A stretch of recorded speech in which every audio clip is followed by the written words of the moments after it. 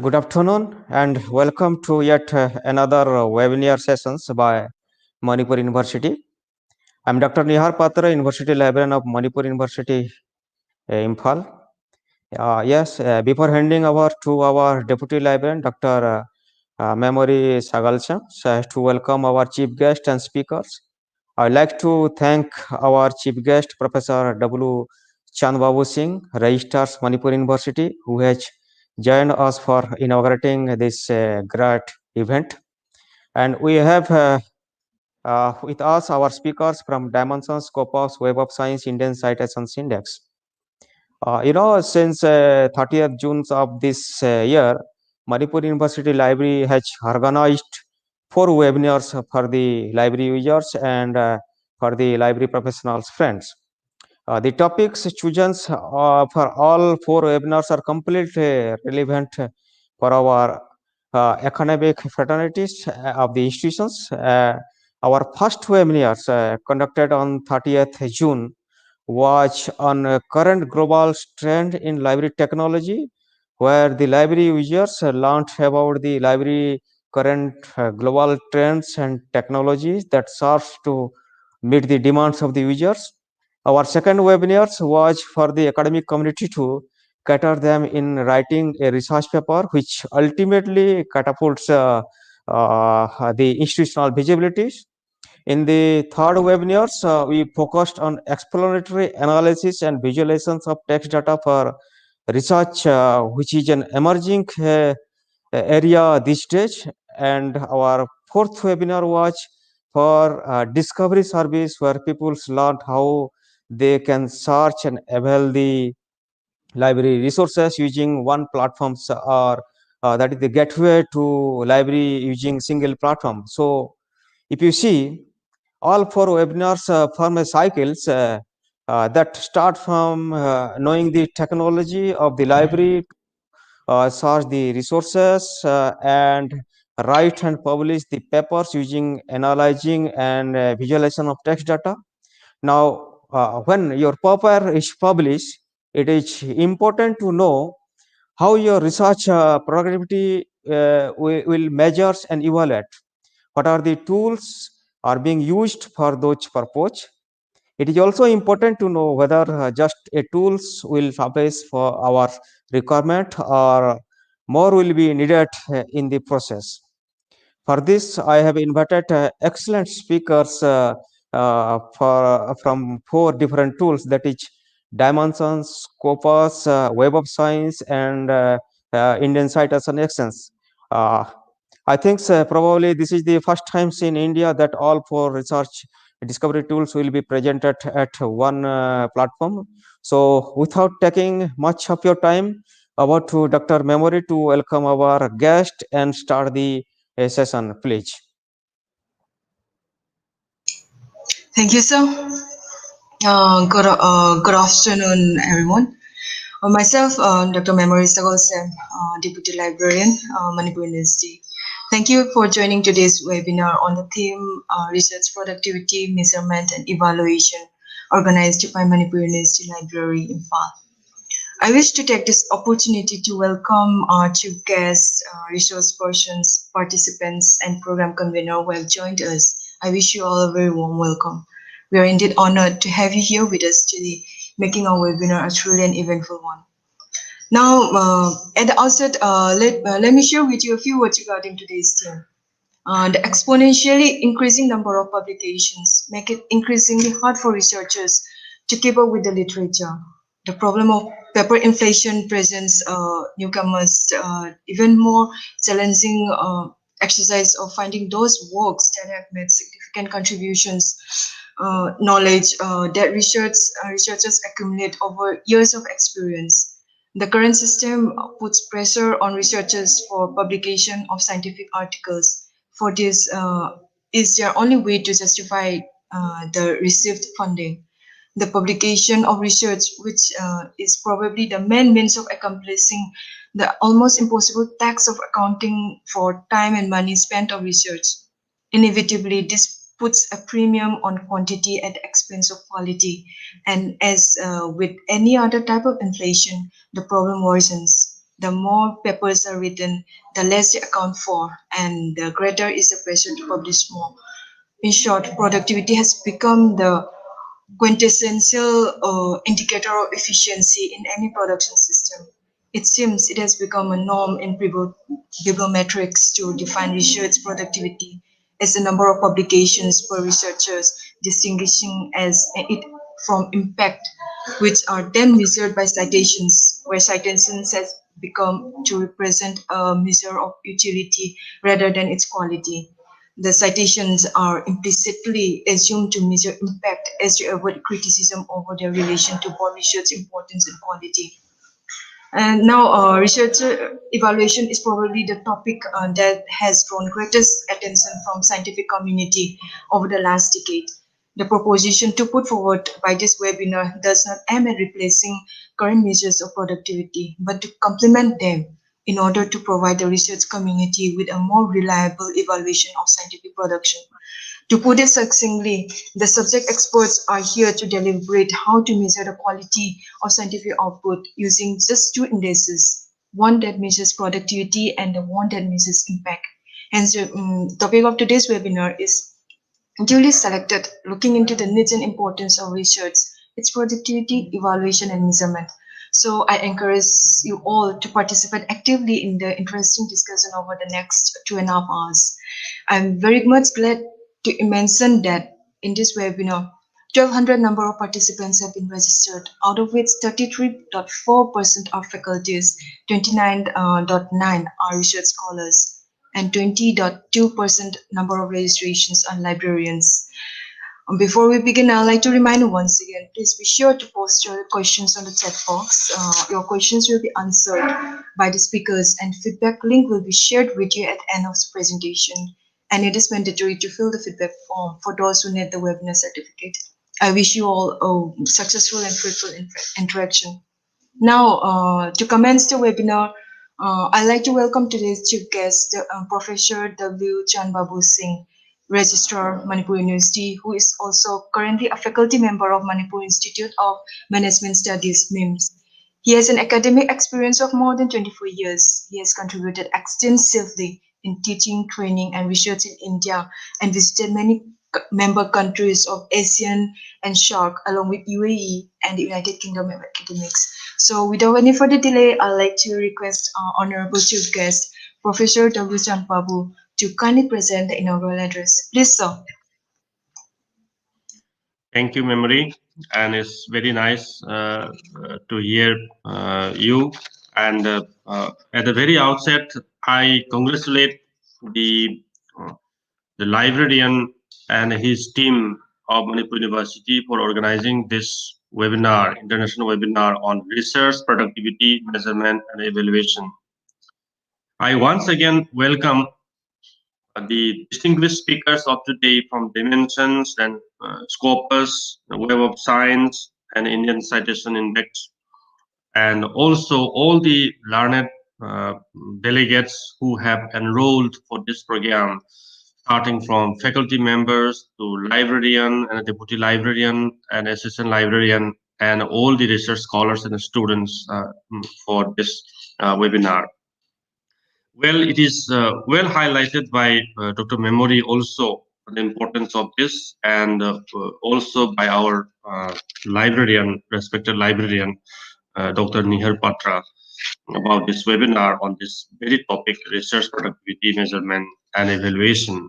And it is also highlighted very rightly that a webinar on such topic must be the first of its kind in our country, India. Well, yes, a large number of publications keep on taking place throughout the world uh, every second and every day. But the usability of this research outputs and the research work they have done and the publications they have done, that is really, say, a question of, say, a great discussion today, because a large number of papers we publish and research work we have done, but how far all these things can be, say, replicable and usable, and the kind of the research output they have come up can be commercialized on today's, say, modern world. And that is, say, a big, say, thing which we can, say, keep on, say, discussing again. Because without understanding, okay, the usability and its, say, replicability and its commercialization values and importance of this research work, then what happened, the investment and the time we have done, the investment we have made for such research output may go in a waste. And that is also, again, another, say, very important issue which we can, say, think of. These days, okay, in India, basically University Grants Commission talks about the number of applications to be taken place in 1 year or in 3 years time or in 10 years time for the career upgradation and a career enhancement and for promotion from one level to another level. But the kind of the, say, research output which we have done, okay, whether this is really usable, okay, for the sake of, say, getting promotion and say enhancement in the field of career that we have done, but the usability and the commercialization value of such research output may be of great concern. Otherwise, beyond this shape, we have large number of sponsored research projects funded by the ministry, university grants commission, or lot many other, say, funding agencies. But while the funding has been done from this ministry or the other funding agencies, they have invested a huge amount of money. But the kind of the output that has come up with this, you see, research work and its value, we need to revisit and we need to think again very seriously. So out of the 100, you see, research projects and say 1,000 research projects, how many of them are really good and really usable and really important for the nation building and for the humanity and for the stream of studies in science, music, or whatever. And that is, again, very important. So the research productivity measurement and evaluation, which are basically done through different, you see, say, tools and techniques, say, like, say, dimensions and a Scopus and a Web of Science and the Indian Citation Index, and that will be something really very good. Today we are going to do this, say, discuss, you see, listen very well from the experts from, you see, dimensions like Miss Christina and then Miss Danu Fenner. They are going to discuss very well from the perspective of the dimension techniques and the methods for say, measuring this research productivity measurement and evaluation. And this will be a kind of, say, evaluation and measurement which they are doing, say, very well with relation to research output and their views on, say, say, this, you see, research productivity measurement and evaluation will be of great value and importance. Once the paper writers and the researchers also know on what parameter and say, what to say, system and methods, and by using what sort of tools the measurement is done in terms of productivity of the research work, then it will be much, say, better for the researchers also and for paper writers also, okay, in terms of, say, how to, say, improve their own, say, writing and research work. That will be something very good. Same is from, say, Scopus, say, the speaker, Miss Tashin Khandit, and she's going to speak from the perspective of the optimize and strengthen your research capabilities and visibility using Scopus. And here we will be able to understand and see very well how we can, say, utilize their concepts and ideas, and through that the research output can be strengthened and the visibility can be improved. We have, again, Dr. Subhashi Nag. and she's again from Web of Science. And like this, we have say Mr. Adesh K. Singh and Surjoy Prasad Rat from Indian Citation Index, and they are going to discuss with you very thoroughly on this particular webinar about the importance of research productivity measurement and evaluation. And I once again say uh, express my hearty congratulations, and at the same time, she welcome to all the distinguished speakers of today's webinar. And in fact, for Manipur University, Dr. Nihar Patra has already highlighted that the webinar series started from 30th June 2020, and this is really a great initiative, and Dr. Patra has taken up in from our university library, and we expect to see many more such type of say webinars for the welfare of the students and researchers and the faculty members, and this will be really very good. And I once again congratulate all the learned speakers of today for your association with this webinar, and for accepting our say, request from our university for being a part of this webinar. And thank you very much. And with this, I complete to see my inaugural speech and wish you a great day ahead. Thank you. Thank you, sir, for the inspiring speech. We are grateful to you, sir. You took time out of your busy schedule to address today's webinar. Thank you once again. For this webinar, our university, Manipur University Library has invited speakers from reputed institutions and publishers from citations, abstracts, indexes, and related databases such as Dimensions, Scopus, Web of Science, and Indian Citation Index.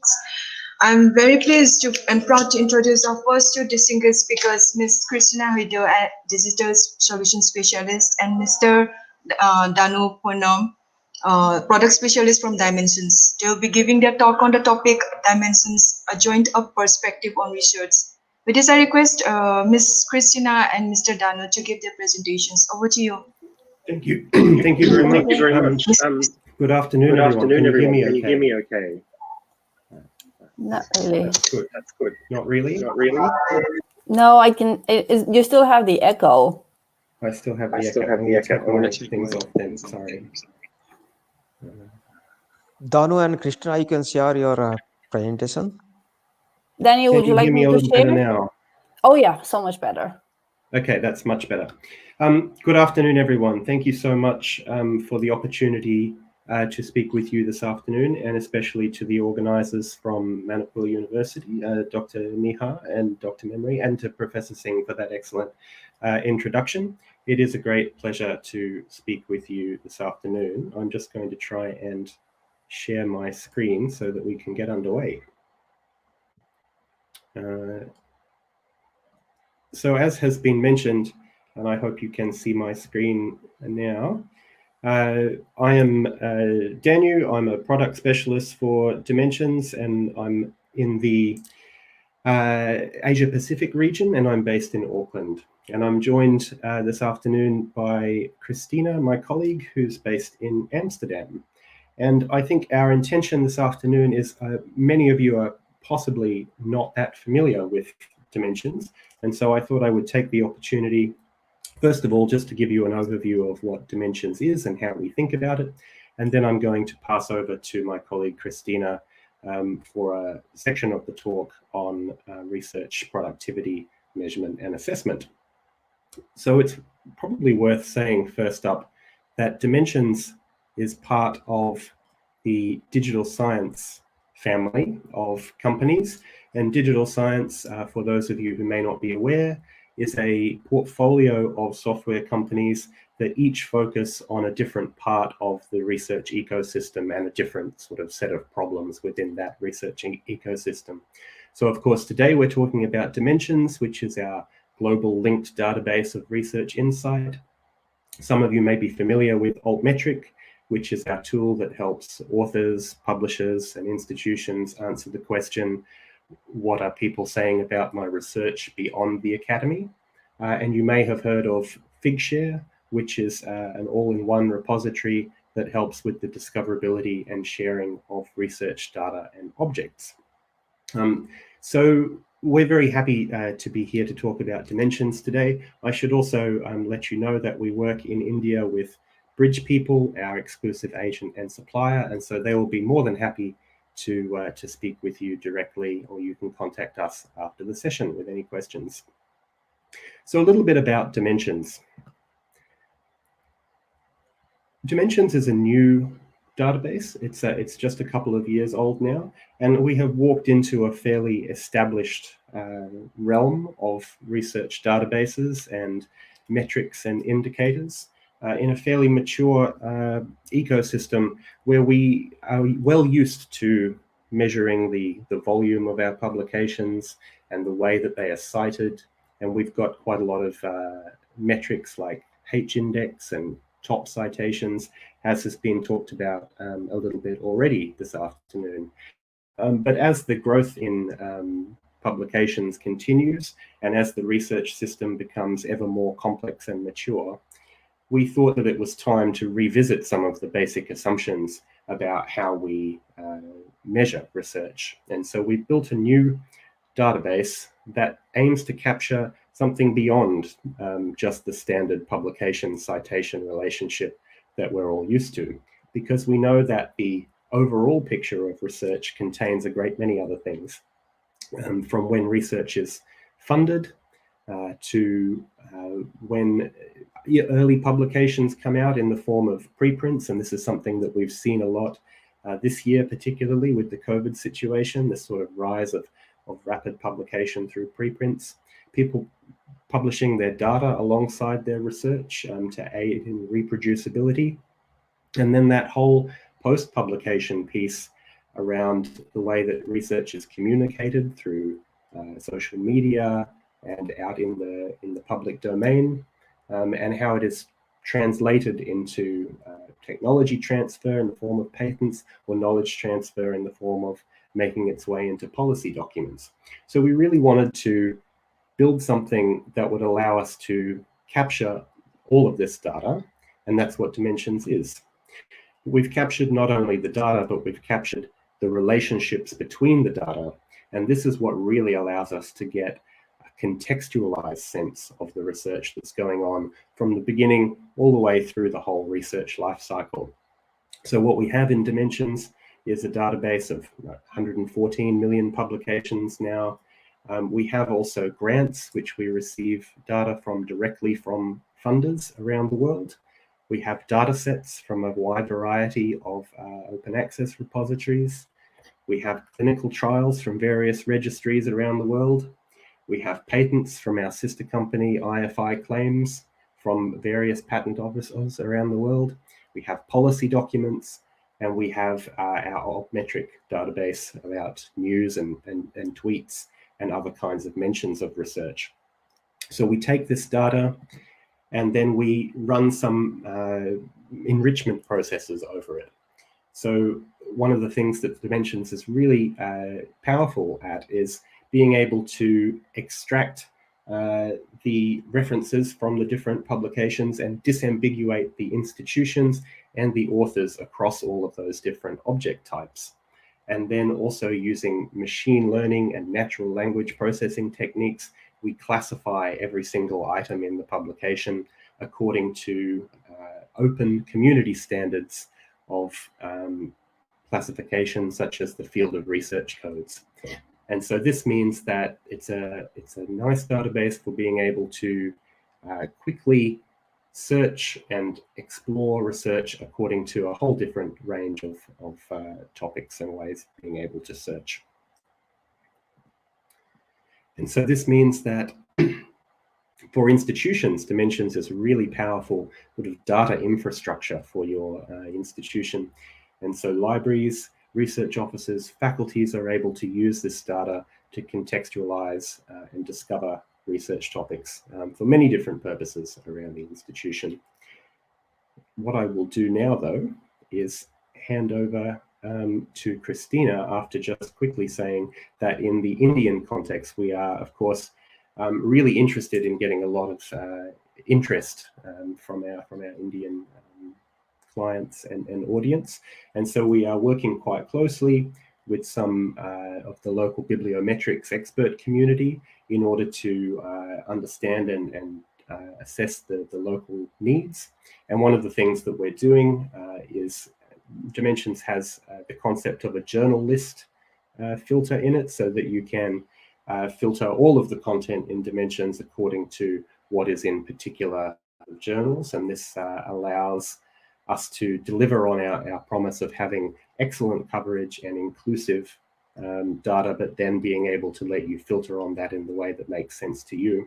And so we're pleased to say that we'll be shortly adding the UGC Care Lists Group 2, but also the UGC Care Lists Group 1, which includes a lot of India-specific content. And so not everything on that list, of course, will be able to be in there, as some of those titles are print only currently, but whatever we have indexed, we'll be able to deliver in the product fairly soon. So that's just to give you a bit of context for what we're doing in the space. And now I will hand over to Christina. Thank you. Let me try and share my screen.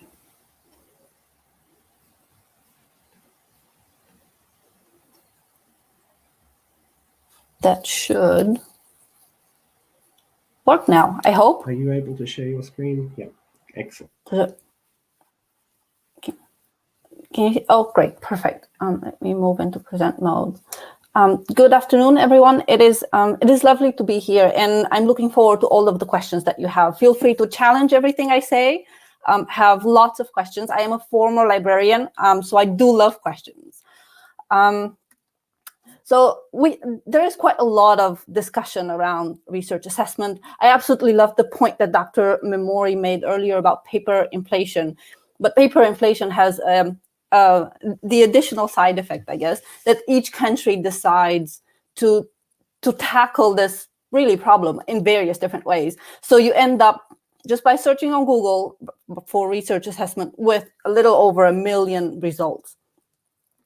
But there's something else that has happened over time. So looking at Google Trends again, you can see that research assessment is actually declining and research impact is growing. And that is because people are looking at the value of those publications. So if we're just quickly looking in Dimensions, you can see that comparing 2004 to 2019, the last full year, I guess, although there's very little left of 2020, there are in 2019, 159% more publications published than there were in 2004. That is a genuine explosion. And again, going back to the paper inflation point, which is brilliantly put.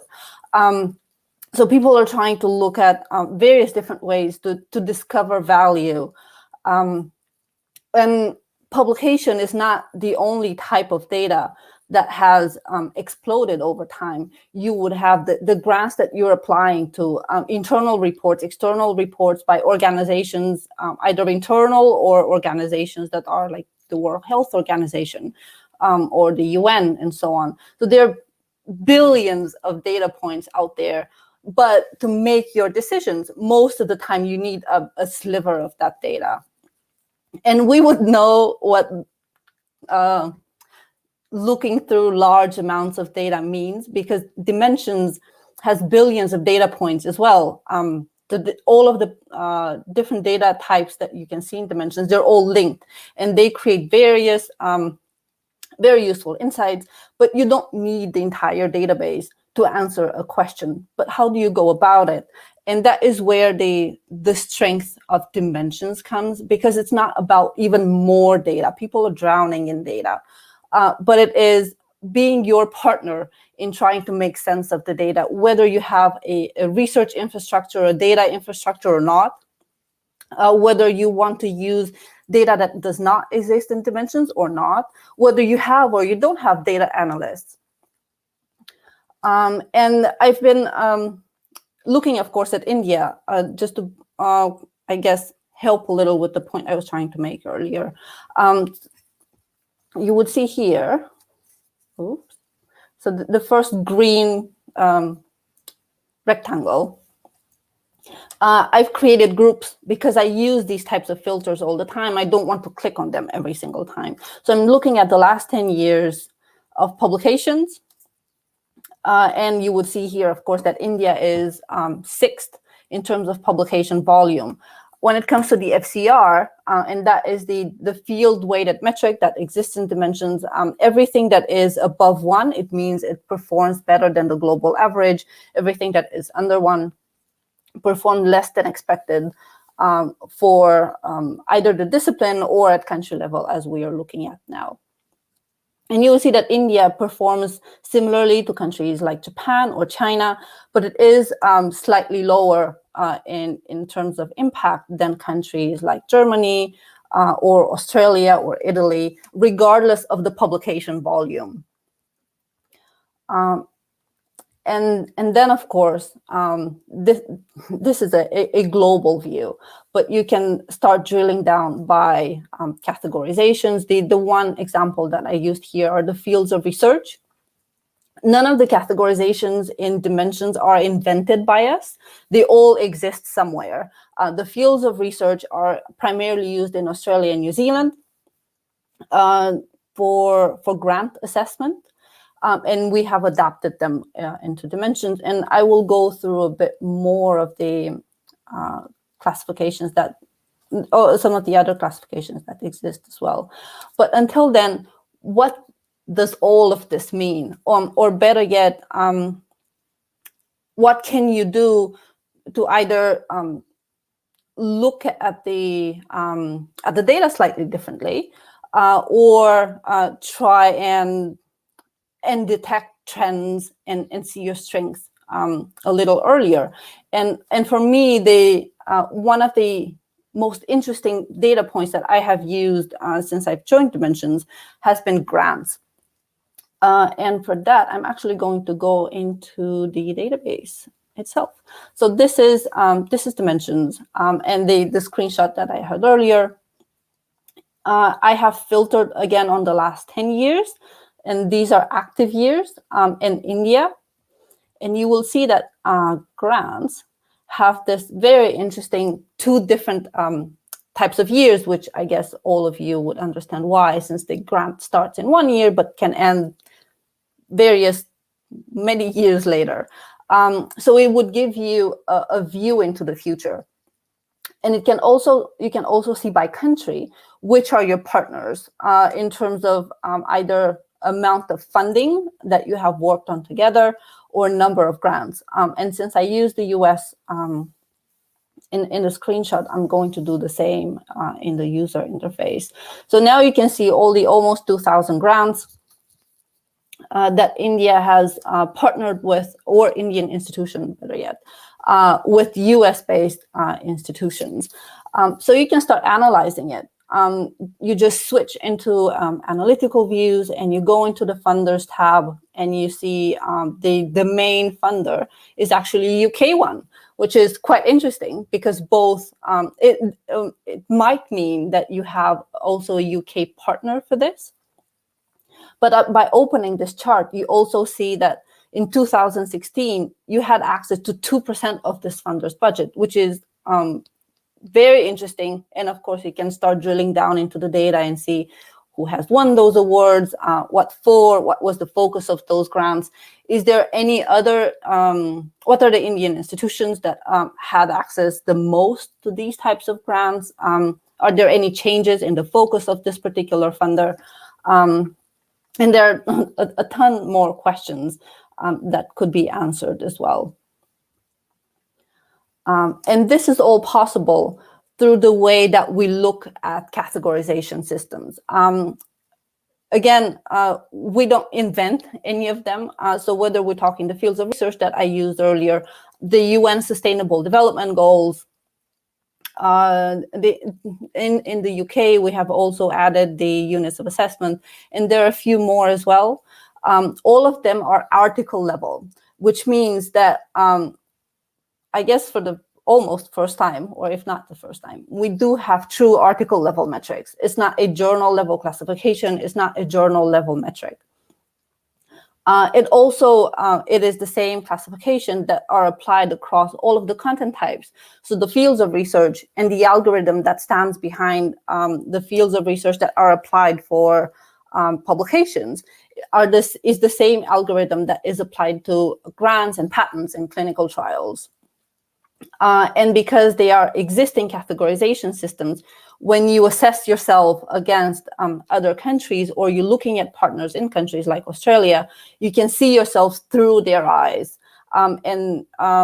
Just by understanding the research focus through the categorization that they use, you can better understand how you can make the most of the existing or future collaboration.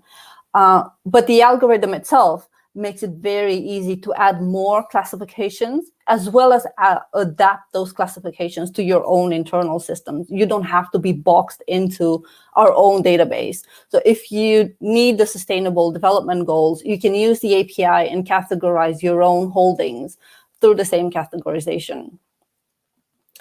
And concepts are probably one of the features that I use the most in my analyses. These are noun phrases, so it can be one word or multiple words. They're extracted just from the free use vocabulary, but they are very important in the sense that they are weighted against the fields of research. So the word cancer would have a high relevance or is assigned a high relevance score for a publication that is medical, but it will have a very low relevance score for a publication that is about history or arts.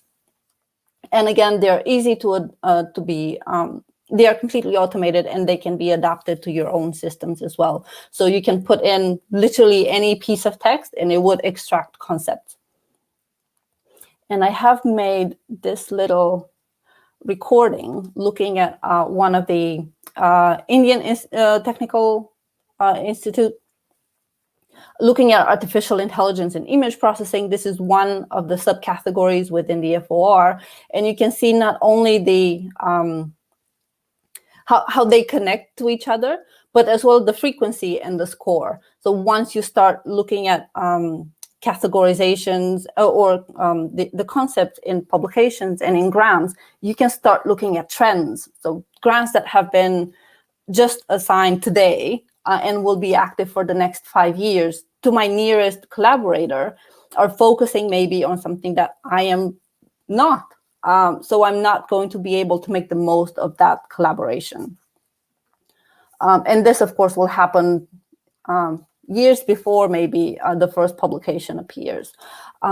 So without being boxed by dimensions, you can start asking questions like which research activities are trending, using or not the concepts that I've recorded earlier.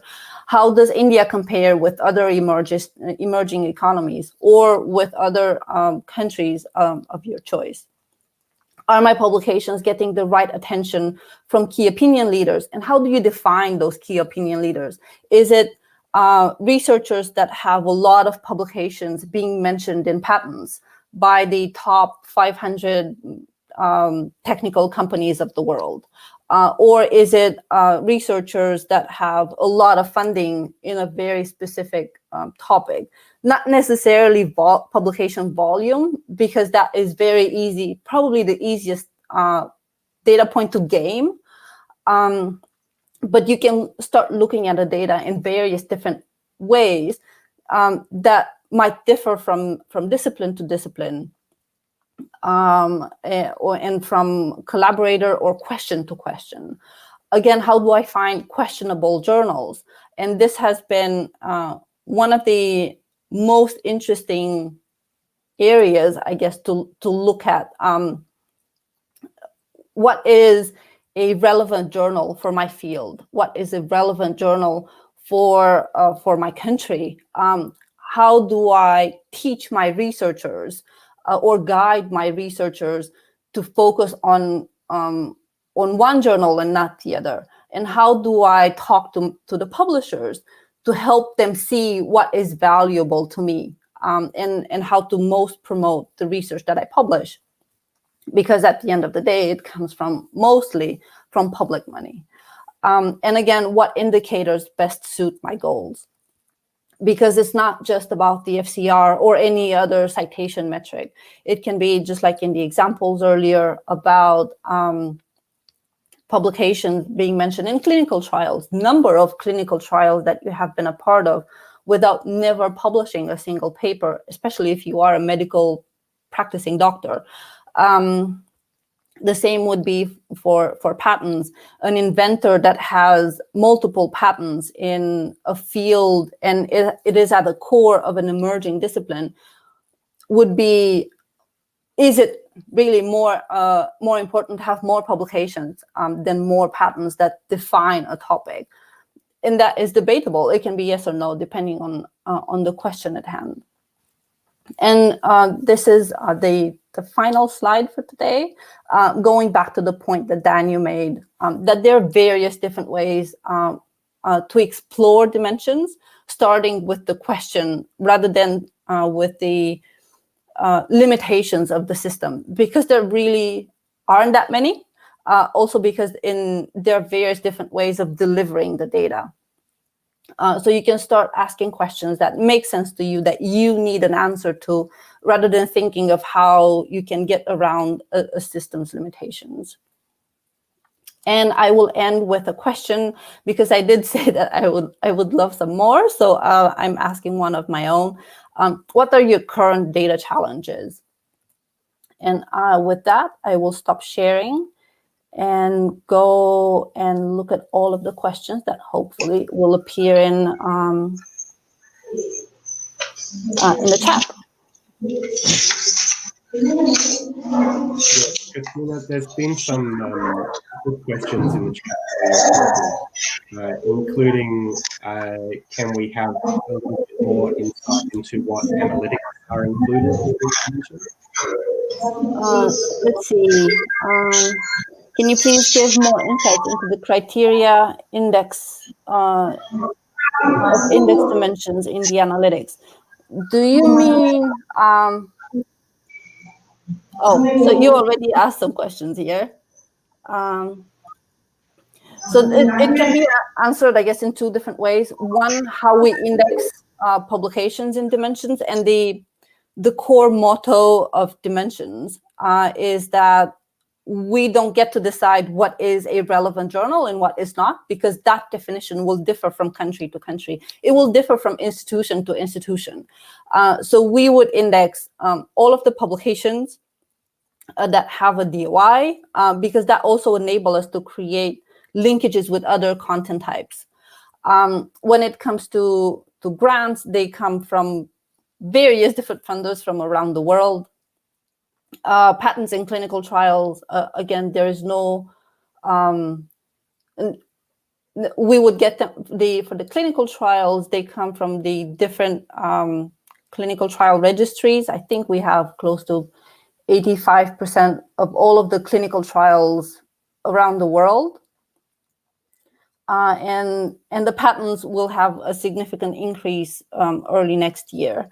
But then the additional part of your question was how to, all of the indicators, I guess. And for that, let me share my screen again.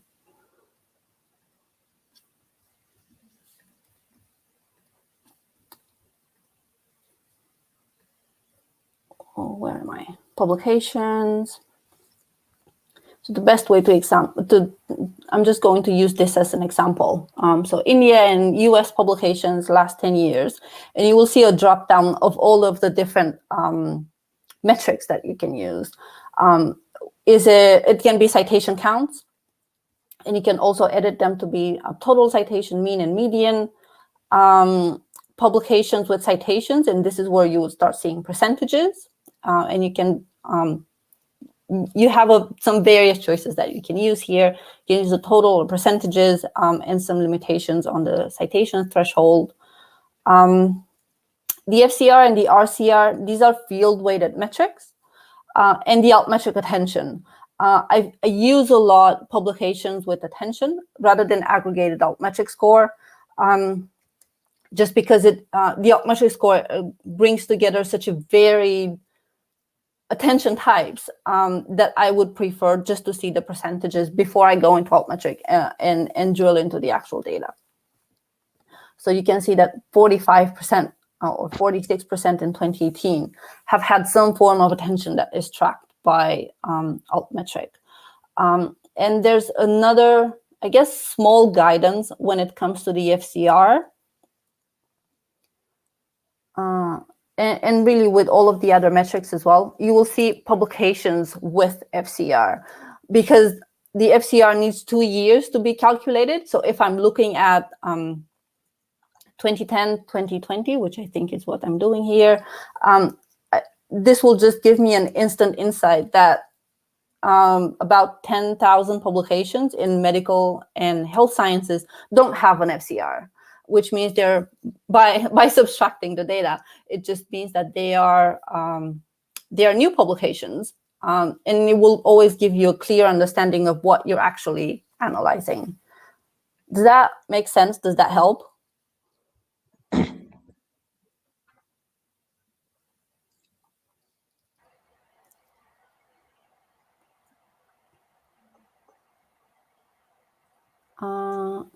Is use of AI in research make research work more affordable than conventional search engine or data collection or use of library system?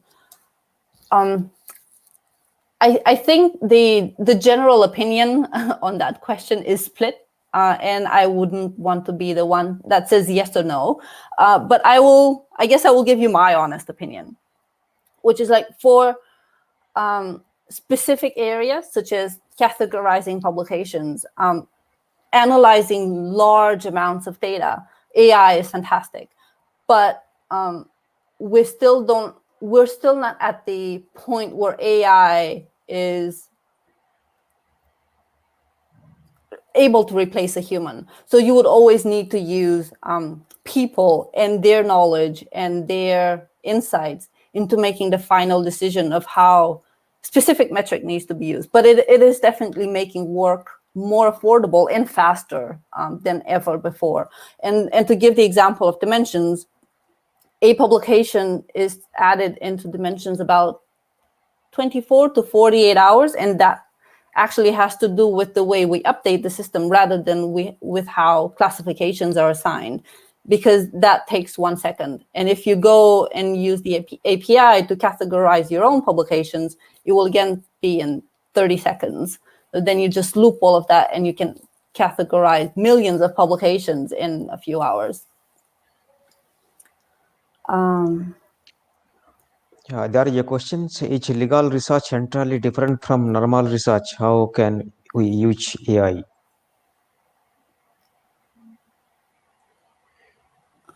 Sorry. So I see another question. Okay. Daniel? Yeah, is this question about how we handle different disciplines of research within dimensions and how we categorize that?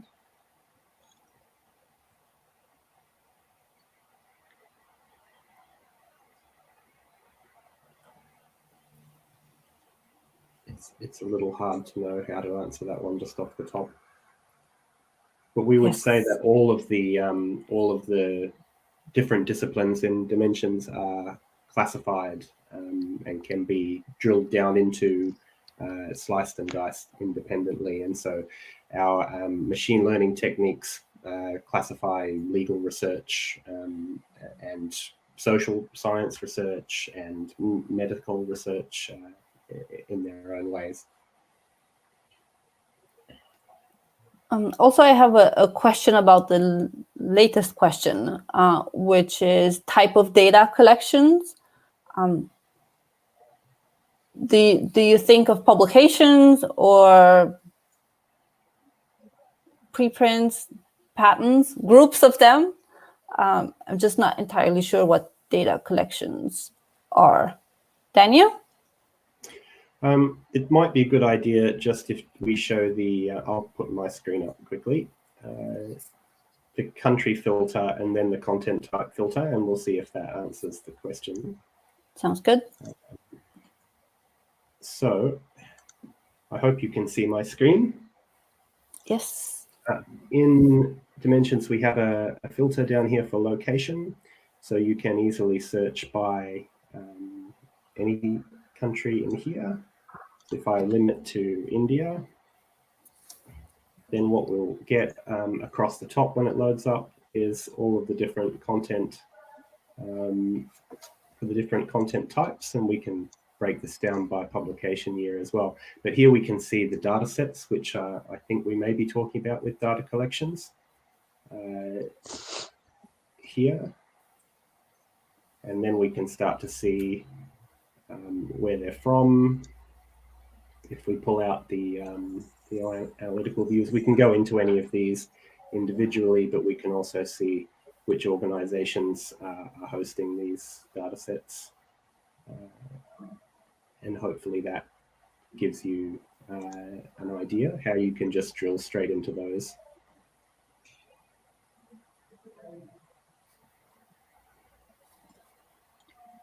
Does that help?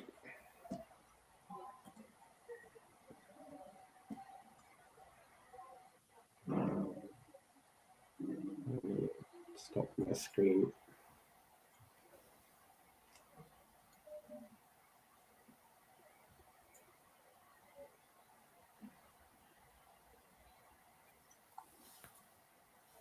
Are there any more questions?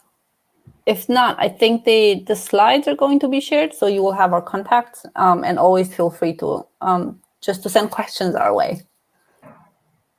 Yes, we like questions, so we're very happy to hear from you.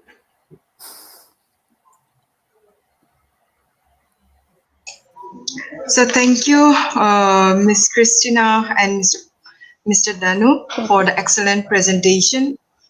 Now, let me introduce our second speaker from Scopus, Ms. Tasin Kande. She is a solution sales manager for Research Intelligence Portfolio for Southeast Asia region. She will be delivering her speech on the topic optimize and strengthen your research capabilities and visibilities using Scopus. To you, Ms. Hi, Ms. thank you Kande. so much for the welcome, and thank you so much to the lovely audience for taking out the time today and attending the session with us today.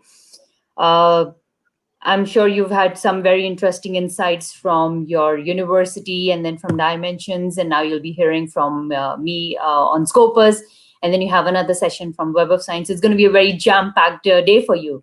So without wasting further time, I'm going to share my screen. Please let me know once you can see my screen. It is not scare. Yeah. Yeah? All right, great. So I'm sharing a presentation. So I think I picked up this topic to address a very important question. How do you show yourself to the world out there? What are you doing in your field of research, and how can you, identify collaborating partners? How can you, showcase your research capabilities to the world?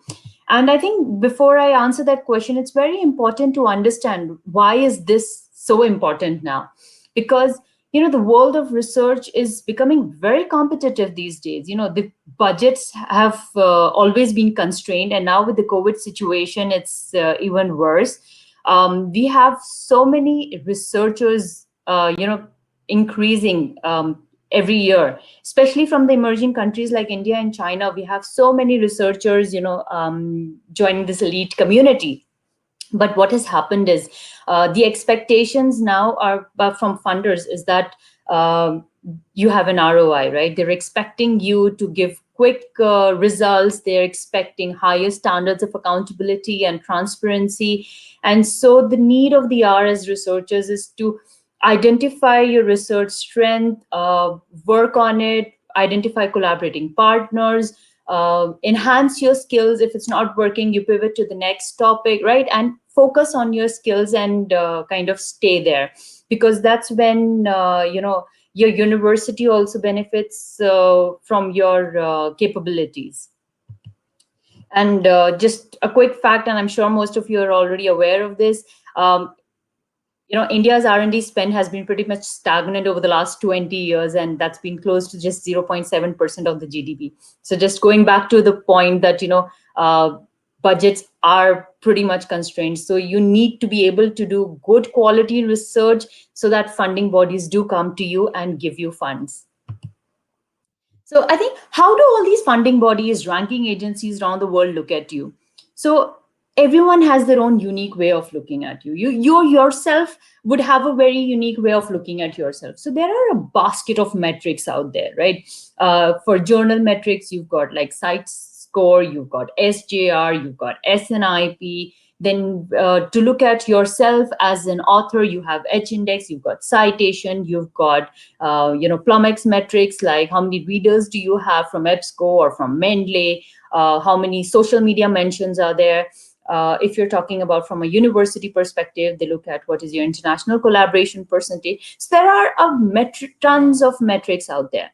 So you need to pick and choose the right metrics that work for you, and also kind of deliver to what you're kind of aiming at, right? So if you're looking at rankings, and if you look at NIRF, they pick up data on publication, citation, and top 25% most cited. If you look at DST Purse Fund, they look at the H-index of an institute.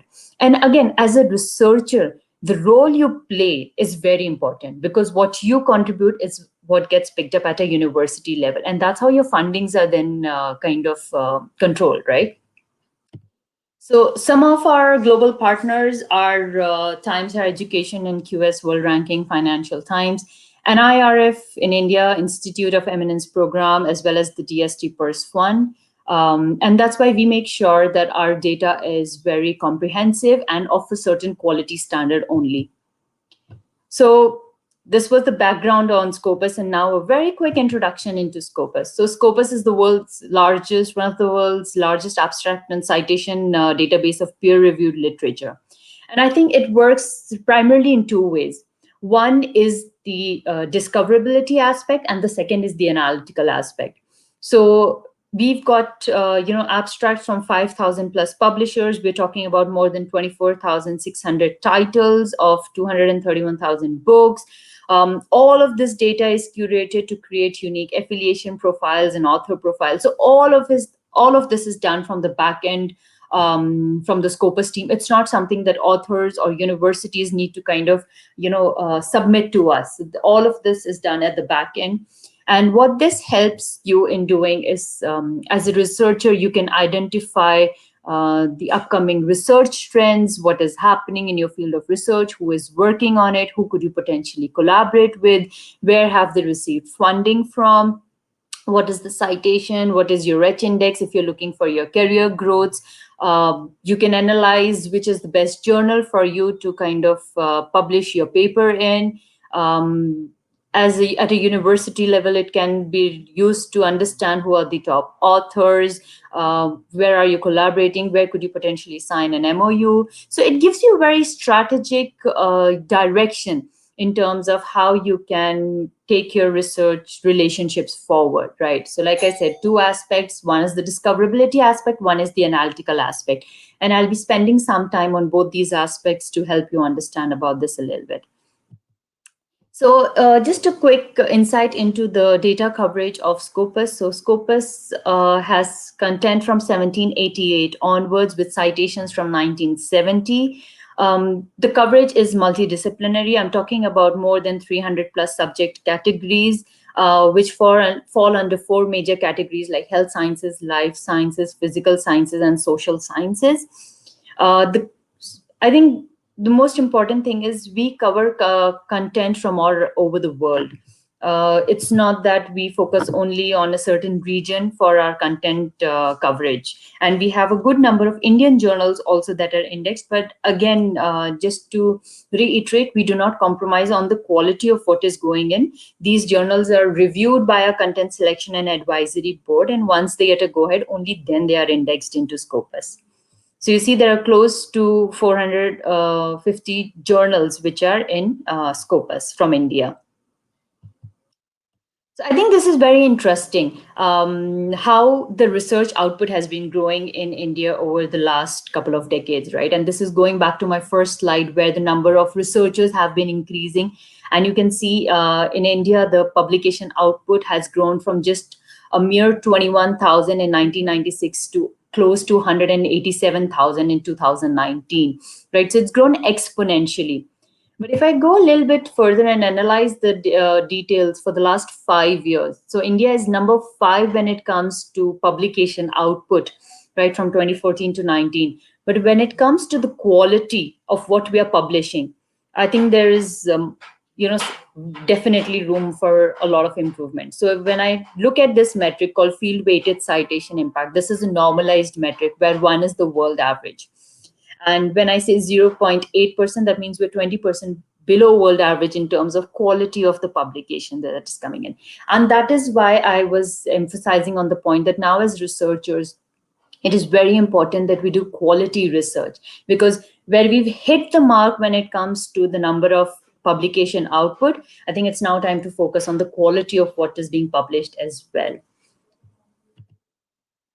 So what you publish contributes to the entire ecosystem, right? Because that gets collated to give a preview of your institute or your university, which gets collated to give you the look of the overview of how the country's research profile looks like. So each and single paper that you publish is what is contributing to the world's view of how the country looks like, how the university looks like, and then how further you as an author look like, right? So that's why ensuring your profiles are complete, are comprehensive, and the work that you are working on and getting published is not lost, and it is being captured so that the world knows your research capabilities is very, very important. So a quick look into how an author profile looks like in Scopus. So I've picked up an example over here of one of your colleagues, Dr. Raj Kishore Gartia. You can see his affiliation profile mentioned over here, Manipur University. You can see his Scopus ID. He has the option of Connect to Org ID and Mendeley profile. I have his publication and citation trend from 1991 onwards. So he's published publication trends are the blue lines and the citations is the line graph. And he's published around 105 documents with 863 citations and an NH index of 17. But we've also identified our, the most prominent topics around the world. So we looked at, the kind of topics which are most trending and which are receiving the higher number of citations. So we've identified close to 100,000 most trending topics around the world. And we see he has contributed to some of these topics as well. So it gives you an insight into some of the most trending topics around the world also. So as an author, now what happens is that this profile is created at the back end by itself, right? We're picking up the data from the publisher end, curating the data and creating this author profile. As long as you have published even a single paper in a Scopus indexed journal, this unique author profile is created. You would have a paper of 1, whatever citations received, and an H index accordingly. Right? And similar document citation trend, all the analysis, the list of all the documents that have cited you, if there are any preprints, co-authors, whatever topics you're contributing, a similar profile is created. It really does not matter how many papers you have published.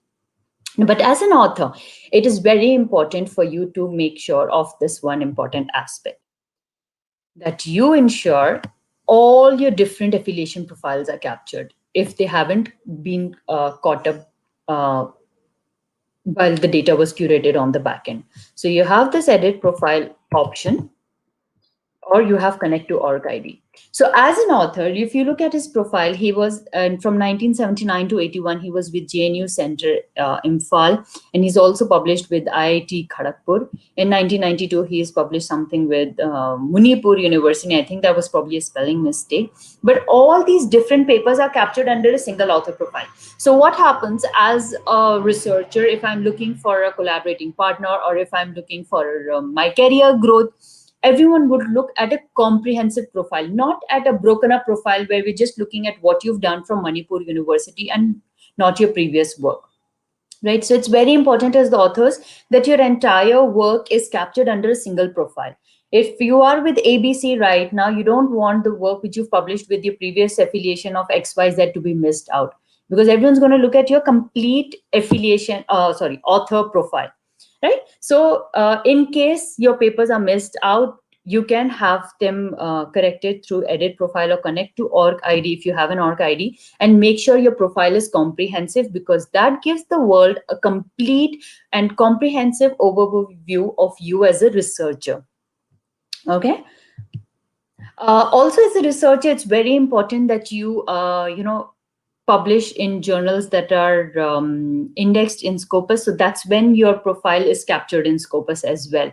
So within Scopus, you can actually, compare journals on different metrics like site score or SNIP or SJR, or the percentage chances of the document being indexed, or the highest citations that is the citation trend that a journal receives. So you've got different metrics you can actually compare, which is the right journal for you depending on where you are in your career, right? Let's say you're a young researcher, research scholar, you might not want the journal with the highest quality in terms of site score or SGR, but you might want to see which journal accepts the maximum number of documents in this particular topic of research that I'm working on.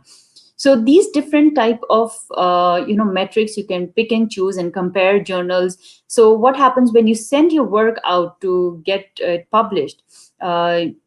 You are sending it out to the right journal, and then this avoids you wasting time by sending it across to one publisher, the first publisher rejecting it, you sending out to the next one, right? So it helps save your time by doing this exercise beforehand. So when you're doing, this was about journal publishing and making sure it's, indexed into Scopus. But when you're also doing your research work, before that, what I did want to mention, as a researcher, you can also look at, not just the number of citations that you receive. This is just an example I've picked up, but you can also look at the field-weighted citation impact, the normalized metric that I was talking about. So this paper has the FWCI of 25.86. That means 25.86 times better than the world average in terms of quality of its publication. You have the Crossref Citation Index, PubMed citations. You've got DSpace abstract views, EBSCO abstract views, full views, Mendeley readers. How many do they have? Blogs, news mentions, Facebook mentions, Twitter mentions. So all of these are also captured. So as an author, besides the standard citations or H-index, you have a plethora of other metrics which you can actually kind of look at to get an understanding of how your profile is being viewed.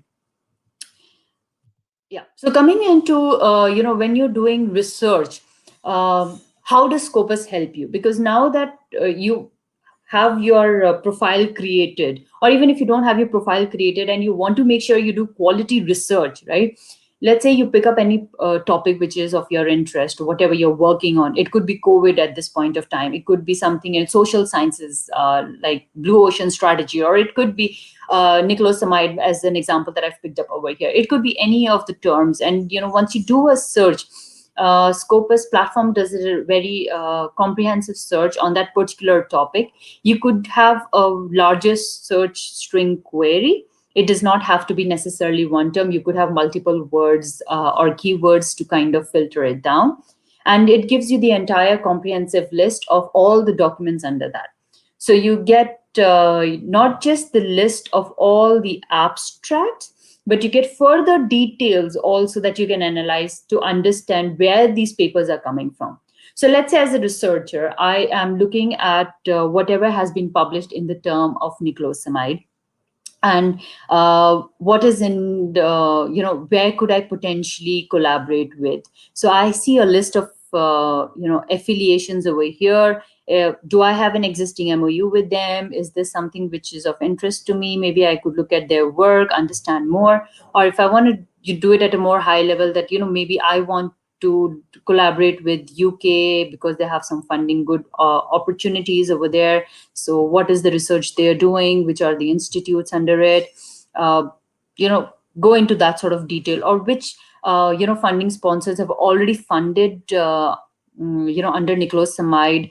Maybe this is the funding bodies which I could also kind of look into and understand whether I could get funding from them as well. Who are the other authors that have done work in similar work? Whether it was article, whether it was reviews, conference paper, short survey letter, books or books chapter on this particular topic, all of this is captured in this particular document type. Which subject category does it belong to? Because since Scopus captures everything in the multidisciplinary domain as well, so a topic could be very much let's say medicine focused over here, but it could fall under, let's say, chemistry as well, because it is multidisciplinary in nature, right? So that's why it's very important to get that sort of insight as well in terms of how the work is being done in this particular field. Besides the year of publication, I think it's very interesting that I have the option of keywords. So if someone is doing research in the field of nilotinib, what are the other keywords that are being referred to very often? Which are the keywords I can pick and choose from here for myself also? So this also helps me kind of fine tune my research topic that ways. And also, where are these publications coming from? Are these journals that I could also kind of pick and choose, look into, compare them for sending out my publication as well?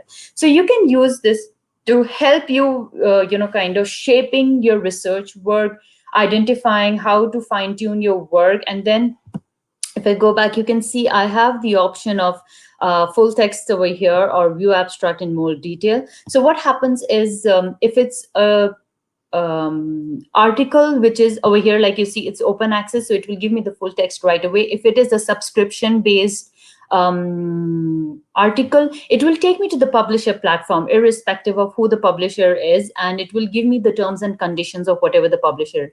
If you've already subscribed to that content, it'll automatically give you the full text from Scopus itself. So what it does is it helps saves your time. You don't have to go to these different platforms and do your search over and over again. You can just be on Scopus, and it becomes like a one-stop shop for you to do your search work. Quickly, what I wanted to show you is how does Manipur University profile look like in Scopus as of today, because Scopus is updated on an everyday basis. So there are close to 1,477 documents from this affiliation. And you see the different name variants are already captured over here. Like similarly, like how I have an author profile, it's important that affiliation profiles also, all of them are captured, because you don't want your institute profile to be incomplete. What I see is the maximum publications are coming in the field of physics and astronomy, then chemistry, then agriculture and biological sciences, and so forth, from close to 752 authors. And the total H index for all these 1,477 documents is 44, with citations of close to 11,689. This is how the publication trend from Manipur University has been. So your first paper was indexed in 1982, and it's kind of, been slow to begin with. And then from 2002, it's when it's really picked up. But coming 2011, it started dipping again and then going up. And then it dipped significantly 2014, and then it's picked up again in 2019, right? And then you see 2021, because it's article in press. Since we do capture articles in press as well, that's why you see that number over there for 2021. So where are you publishing the most? You're publishing the most in Astrophysics and Space Science, then Indian Journal of Physics, then Zudaxa, then Asian Journal of Chemistry, and so forth. I have the comprehensive list, but I've just taken a snapshot to kind of just showcase to you the kind of analysis that is possible. And mostly your publications have been in the form of articles, then conference paper, reviews, book chapters, and so forth. What I've done is I've just picked up the top 15 authors over the entire period, and you would recognize quite a few names out here. I had picked up Professor Gartia's profile and showcased it in the author profile example as well. And then I have the other author names. Again, this list is exhaustive. So let's say you want to do a comparison, you can pick and choose different authors. Let's say you want to just look at your Department of Physics. So you can pick and choose authors from your Department of Physics, and then do a simpler comparison with your Department of Chemistry and so forth, right? I think collaboration is a very important aspect and a very interesting one, because what happens is the more you collaborate, the more visibility you get, and then the more citations you get. So if I look at what the collaboration trend at Manipur University has been, I see the maximum has been with BARC, followed by NIT Manipur, then Assam University, then DU, and then so forth. So if I look at the top 15, I don't really see any international collaboration. And the reason I talk about international collaboration is that because there is a very, very strong correlation between international collaboration and your citations, and which in turn means ranking as well. So if I look at your international collaboration, you collaborate the most with the US, then South Korea, China, Japan, and so forth, right? But I think this is definitely an area where further work can be done. And I think a very quick look, because I think this is something which your registrar had also mentioned, is that where are you getting funds from? And, you have to answer back to them. So I think UGC is one of the bodies that is giving you a lot of funds, followed by CSIR, then DST, then DPT, and so forth, right? Again, this list is exhaustive. I've just taken snapshots for you to get an idea of what I'm talking about. And so I think Scopus is something which definitely helps you understand what is happening in a particular field of research. As a researcher, you can identify the most relevant topics, who are the top authors over there, collaborating opportunities, funding opportunities. As library professionals, you can use APIs for analysis. I think very often in India, the library community is asked for data by the senior management, for their annual reports or for showcasing to the ministry. And I think this is very helpful as well. And I think even for the senior management, it helps to be able to, monitor different performances. I think for career growth, for researchers, identify the most upcoming trends, how to sign the MOUs. So basically, in a nutshell, everyone has a use case for Scopus in an institute or a university, and it helps everyone, address a particular need.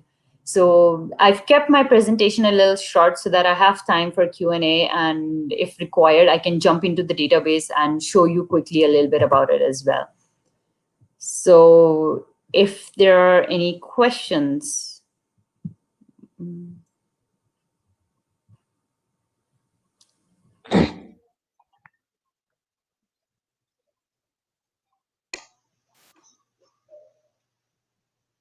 I think there is no questions for now. Okay. If I have gone through this chart, this is I'm showing, displaying on the screens. Can you classify the journals of a particular subject with the impact factor? Is this facility available in Scopus? So impact factor is not a metric which is used in Scopus. We've got a similar metric called site score. So every journal does have a site score associated with it. So site score is very transparent and a very simple formula. You can calculate it yourself as well using Scopus data. So it looks at the total number of public, so the total number of citations received over a 3-year period. And so it's not a normalized metric, and I think that's part of the reason what impact factor is not a normalized metric. So it's a similar metric, site score, where you have a 3 years direct comparison.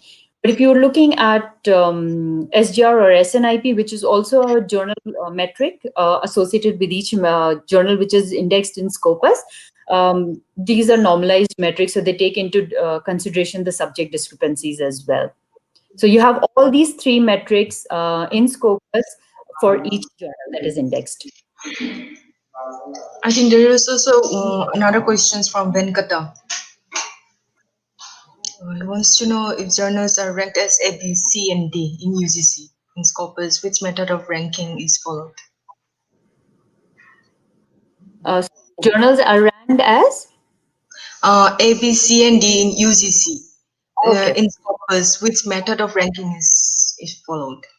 Okay, so what you're asking is actually the question other way around, because Scopus has its own list of journals which are indexed. UGC picks up those journals and does its classification. So how they do their classification, honestly, I'm not very sure. They're not really very forthcoming in terms of sharing their, selection criteria. So I wouldn't really be the right person to answer that for you. Okay, there is also another question from Chitra. She wants to know if it is necessary to take copyright permission for using Scopus database, such as charts, graphs, or in her review articles.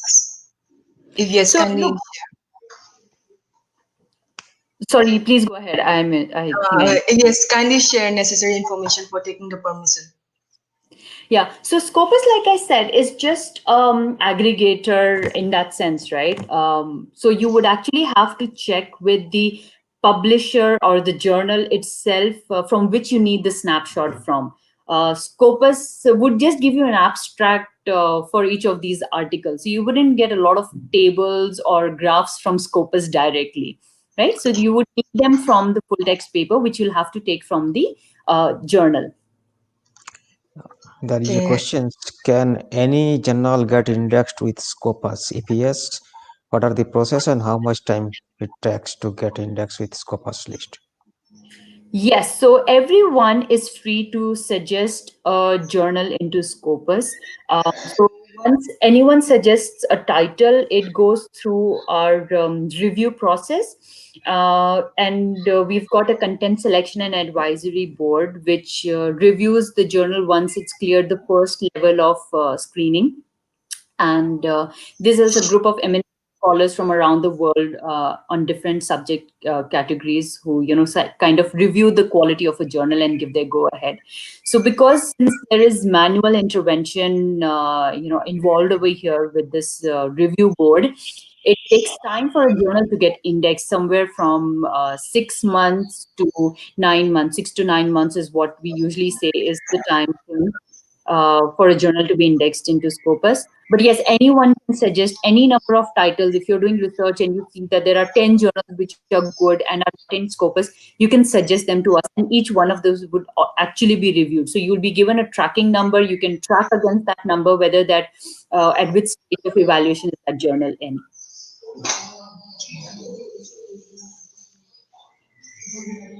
Sir, any more questions? I think you can go for some another questions. Yeah. Thank you, Ms. Kande, for the enthralling speech. Now, I'd like to introduce our third speaker, Dr. Subhasri Nag, a Clarivate analytics from Web of Science, who will be speaking on the topic Web of Science, take your research to the next level. Over to you, Dr. Nag. All right. Thank you, everyone. Bye-bye.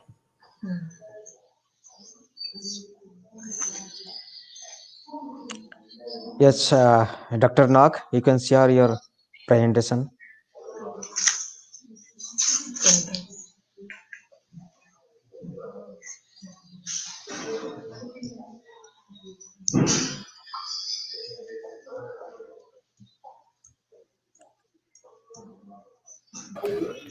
Shubhasri, are you able to hear? Oh yeah, it is coming. Yeah, okay.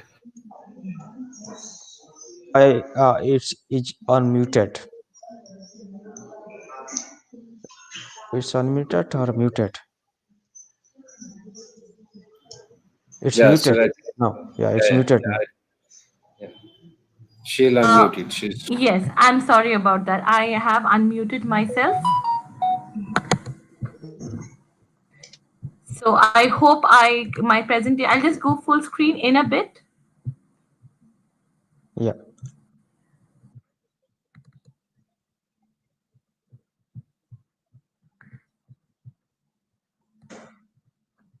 Trying to understand.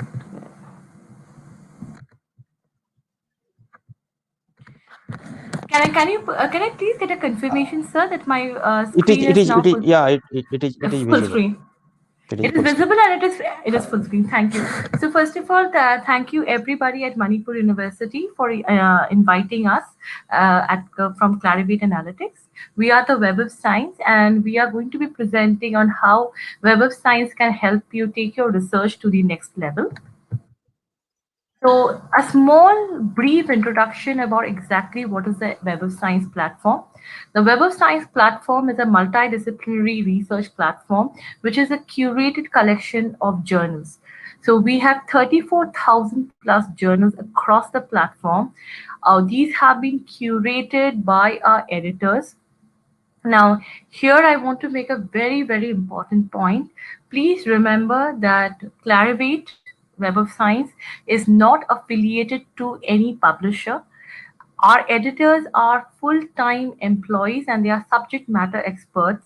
So when we index a journal onto Web of Science, or we include a journal onto Web of Science, we do it absolutely on the basis of merit. There is no other, parameter associated with that. So it can be a big publishing house or it can be a small scholarly society, as long as the publishing, metrics are satisfied, we will index a journal, and it's a very transparent process which I'll be talking later on. We index journals across 254 subject categories which encompass hard sciences, arts and humanities, and the social sciences. We, along with the journals, you will get data sets and data studies. There are 12.6 million records on Web of Science which have detailed funding data. I'm sure you'll all agree that having access to funding data, or who has funded projects in a certain domain, can help you streamline your own grant proposals. And along with that, we have conference proceedings. So this is an unsurpassed. The amount of data available on Web of Science is unsurpassed in the industry. And with all of this data, you get access even to the regional databases like the Chinese Science Citation Database, Russian Science, for journals which are present in vernacular language. So let me give you an example. In my electronics department, I have a lot of scientists, let's say, who are working on semiconductors, where there's a lot of research from Korea, South Korea, and China, which may be present in the local vernacular language journals. Web of Science will have these journals along with the abstract and other bibliographic information in English. Going forward, so what are some of the use cases, that how does it allow you or empower you to increase the quality of your research? Web of Science empowers by helping your researchers conduct efficient scientific literature review. Right now, most of us put a string of words into Google Scholar or any of the free keyword based engines. The biggest problem here is that there's too much literature. How do you know you are getting access to the impactful literature in the field? How do you know the quality of journals? I'm sure the entire concept on the predatory journal, that's a huge concern today. In fact, that is the reason that UGC has prepared its whitelist, UGC care whitelist of journals, whereby they have different categories A, B, C, and D, where the ones which are on A are the journals which have been sourced from citation databases like Web of Science, and B, C, and D depend on recommendations and other evaluations conducted by the UGC care team. So if you notice over here, even UGC places a huge premium on the quality of the journals indexed in Web of Science. So all journals on Web of Science are considered as quality journals, and they are not subjected to any more checks by the UGC care team. You can discover the most impactful research and emerging trends, perform research performance evaluation, uncover potential collaborators, provide access to full text content. This is something very important. We are an abstract indexing service, no doubt about that.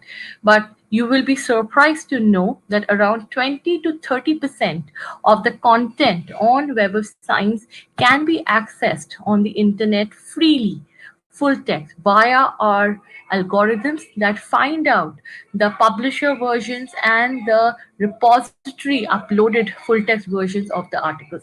So you are not only looking for free articles which are published in open access journals, but also for journals which are paywall journals.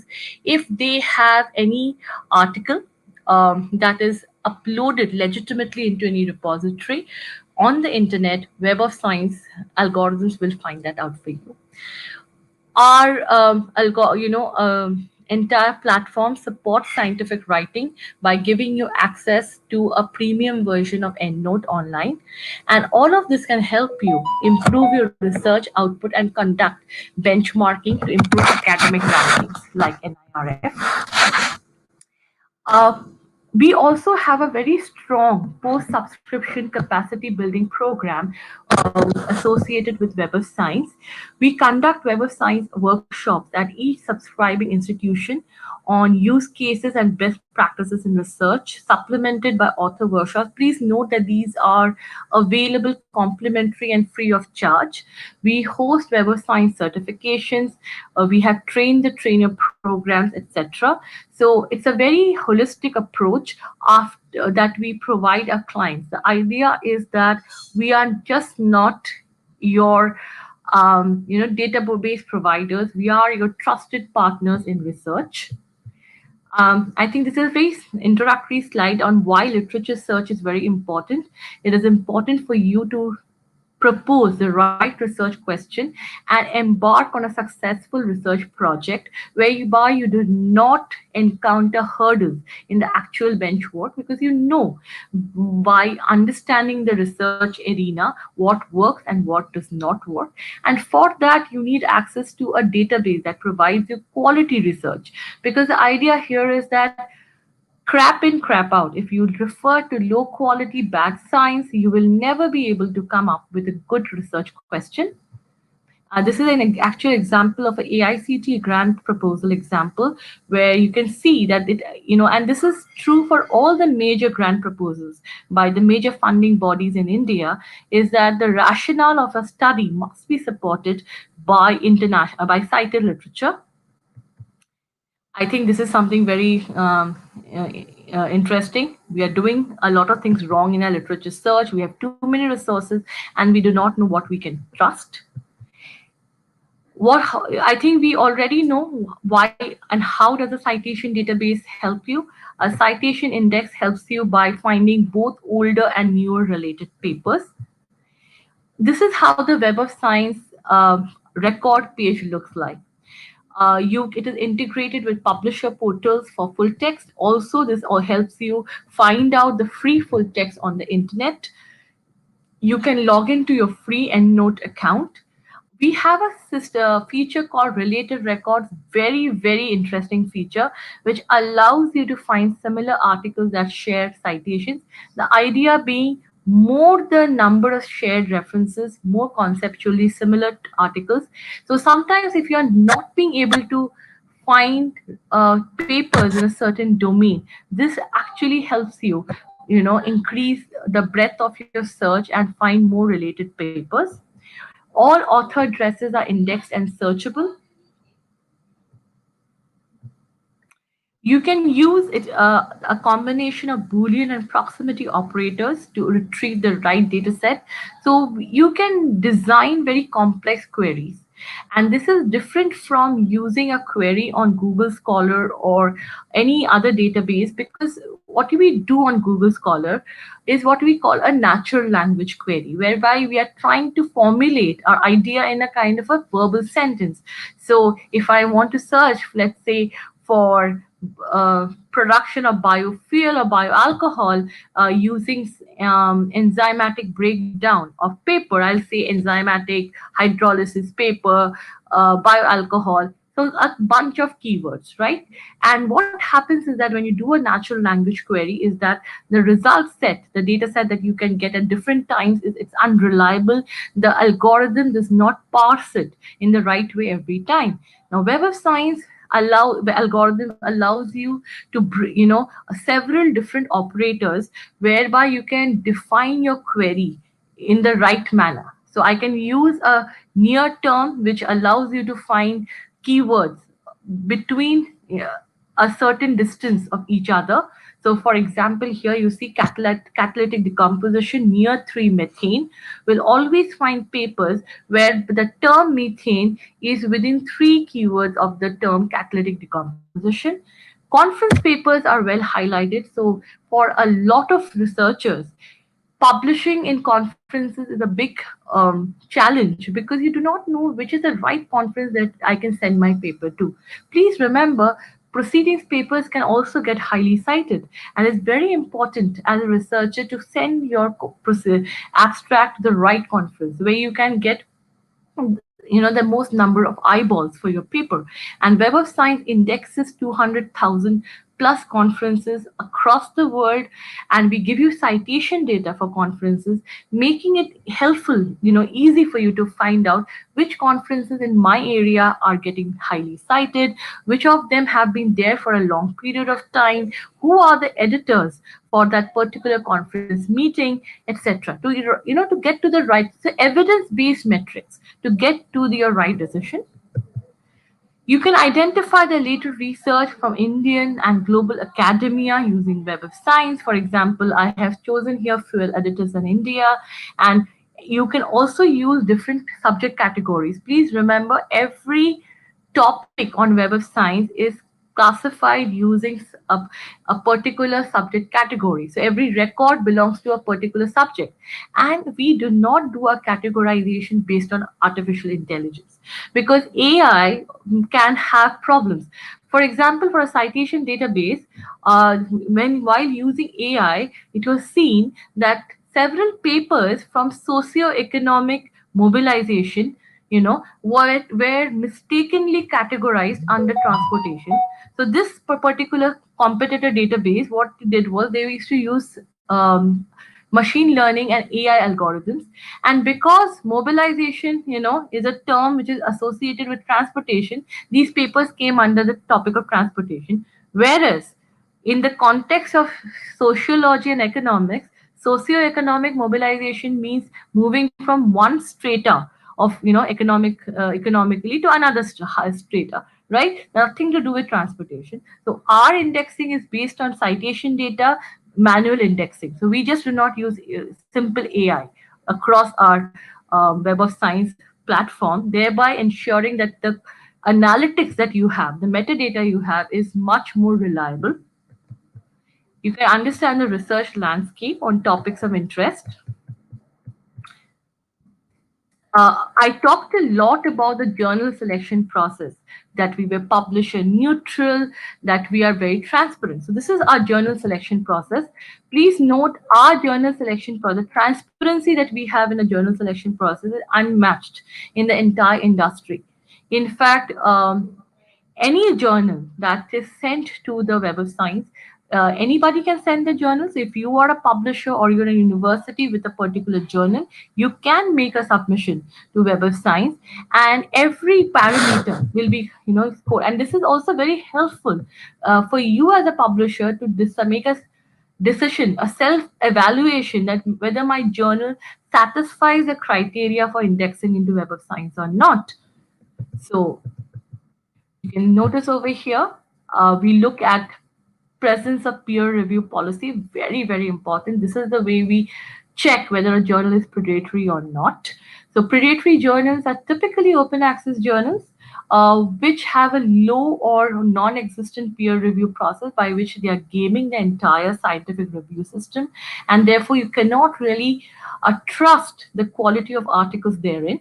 And if you notice over here, we are looking at different parameters which indicate the quality of the journal. For example, presence of ethics statement, editorial affiliation details. We ensure that all details from where the editors are coming, who is reviewing the journal, all these details are transparent. We also look for impact, so comparative citation analysis. If journals in that area of, let's say, internal medicine, If a journal in this area has an average citation of 500 per year, where does your journal compare with? How does your journal compare with? So there are several metrics, 28 different metrics, which a journal is evaluated against. Only if they are found to, adhere to these guidelines will they be indexed. So all of this ensures that no low quality predatory journal can make their way into Web of Science. A huge peace of mind for faculty and researchers. So why Web of Science? Millions of records, powerful analytics. You get access to the reference management and manuscript writing tool EndNote. You can make your work visible. We also provide you with complementary access to features like Publons, which is a revolutionary feature whereby as a researcher you can create a researcher profile that integrates not only your scientific publication achievements but also what you have done with respect to your um, uh, scientific review work. So where have you reviewed, where have you done peer review for, where have you been an editor of? So a 360-degree view. We also give you something called as a citation footprint analysis, and this is something which I'm going to talk in my actual demo. So we have already talked about open access, that there are more than 23% of the articles in Web of Science have a free version available. So please give me a second as I change to the actual demo.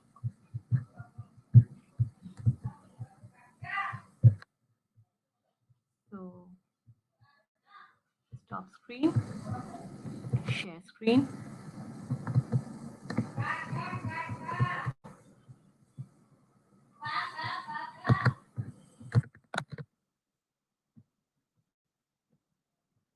So I hope you all can see my Web of Science screen. If I can just have a confirmation that my Web of Science screen is visible. Yes, visible.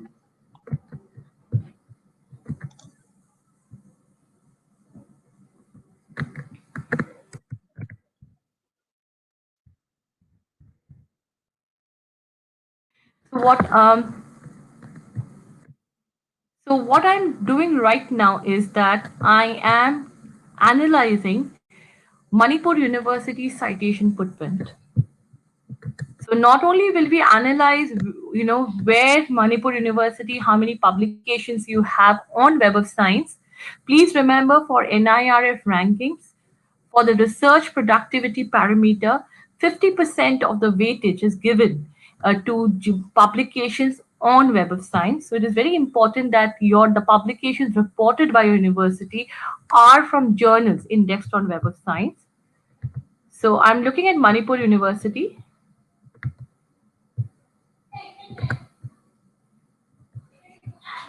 Perfect. We have 1,340 publications, with this one being the most highly cited publication from 2010. This is a paper from catalytic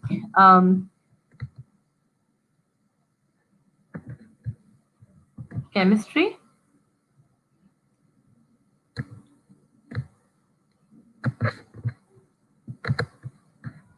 So you can see the metadata, all the metadata associated with the journal. This is the EndNote click working in the background. So if there is any free version available, it will find that. You can also integrate your library subscription with EndNote click. So there is no need now to go to any journal website. If you have a library, if this article is present within your library subscription privileges, it will come. So I'm going back and I go to the citation report.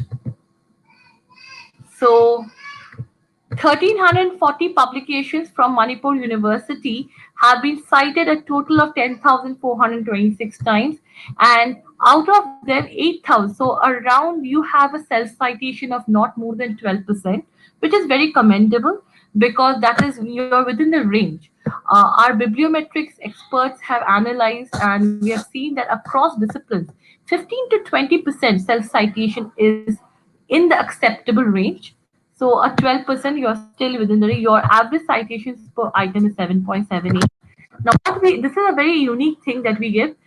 How many articles are there that are citing you? So let us look at the 7,500 odd articles that cite the 1,300 paper. This will give you a citation footprint. So we can see from where your citations are coming in. This is a very unique feature that is available only on Web of Science. So your citations are primarily coming from India, followed by People's Republic of China, USA, Iran. Now, let us look at where are your citations coming from. So source titles. So you have the most number of citations from Journal of Alloys and Compounds, Journal of Luminescence. Now, this is a very interesting feature because if you see that a journal where you have not really published a lot in, however, you see that journal consistently citing your articles, this could be a very good potential journal because the reviewers and the editors are cognizant of your work, and the chances for your articles to get accepted in journals become that much more high. You can also figure out your areas of impact. So for Manipur University, your subject areas of impact are material science and chemistry. So you can actually do a SWOT analysis. You can try to figure out where are you publishing more and vis-a-vis where are your citations more, right? So these two parameters together can tell you that where are you having impact and if there is a weak area. So let's say you are publishing very heavily in organic chemistry, but you just do not have that many citations in organic chemistry. That could be a weakness. So you can do a SWOT analysis. So this is the way you can evaluate your research. One of the use cases is how do you evaluate research using Web of Science, and this is how you can evaluate your research. So not only does Web of Science give you an idea for an organization that where how many citations you have got, it also gives you an idea where are these citations coming from, which journals, which countries. You can find potential collaborators this way. You can understand potential areas where you might, journals where you might publish. So it gives you a very good idea, qualitative idea of your outreach and impact. So just to reiterate my presentation about Web of Science, I'll be keeping my presentation deliberately very, very short so we can have more and more questions that we can answer. High quality peer reviewed content with independent publisher neutral unbiased selection processes. By the way, we are the only true source of the impact factor. So any journal which is there on the Science Citation Index expanded or the Social Sciences Citation Index expanded gets an impact factor that's around 12,000 journals. So next time you see a journal which flashes, impact factor 8, please make sure that it is indexed on Web of Science, because if it is not indexed on Web of Science, it is not a part of either the Science Citation Index or the Social Sciences Citation Index, it will not and should not have an impact factor. That means it's a fake impact factor. We do a cover-to-cover indexing with uniform document classification. This is done both using machine learning as well as manual indexing, ensuring that you get reliable metadata. We have around 9,000 major research institutions across the world that use our data. Largest and most consistent citation database, 1 billion plus, 1.89 billion cited references going as far back as 1900. Multidisciplinary database, high quality metadata, unprecedented full text access, and peer review data, no risk of falling prey to predatory journals. So that would be all from Web of Science. In a nutshell, a high-level presentation on how can Web of Science give you consistently quality information, quality literature, coupled with all these insights to make your task of literature review and thereby making your hypothesis generation easier, help you evaluate your research, and finally, along with EndNote and Publons, make manuscript writing, increasing your visibility as a researcher, etc., much easier. So thank you so much. I would like to take questions now.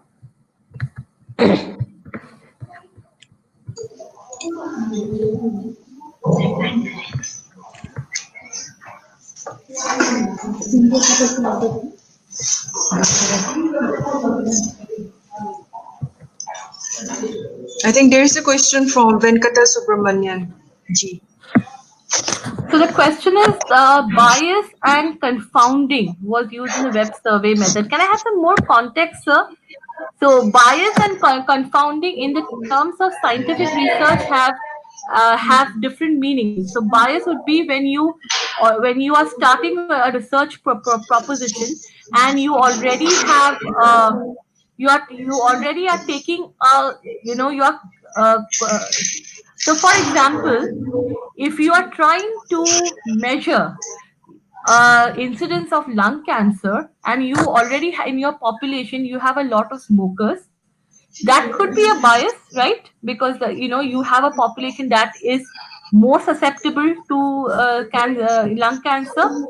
At the same time, these results can be confounding. So I am not sure what is the question web survey, because this is not related to web of science per se, the bias and confounding. This should be more for research methodology. So confounding so okay, I am not sure why I'm getting these questions, but I can answer you them from my experience as a researcher. Precision and accuracy are not the same, sir. In research methodology, accuracy means how close it is to the real value. So let me give you an example. If I know a piece of cloth is 1 meter and I'm trying to measure it, and I get at one time 0.95 meter, I get 0.97. So the 1 meter is the true value. My measured value is 0.97. So how accurate I am? I am within 3% accuracy, right? So how close it is to the true value. Precision is how many times am I being able to reproduce this? How precise my results are. So 0.95, 0.97, 0. So when I do a standard deviation, that would give me precision. But again, these are research methodology questions, not really related to Web of Science. But I hope I was able to answer the question for you, sir.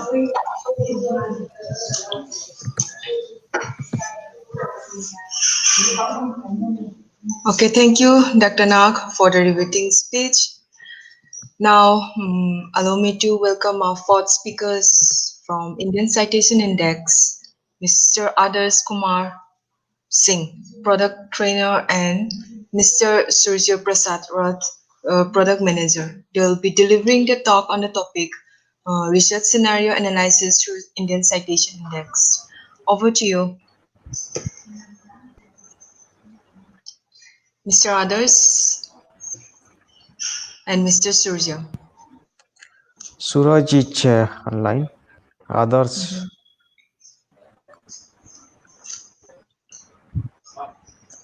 Mr. Suraj, do you hear me? Good afternoon, everybody. Yeah, please share your screen. Yeah. Am I audible to all of you, sir? Yes, sir.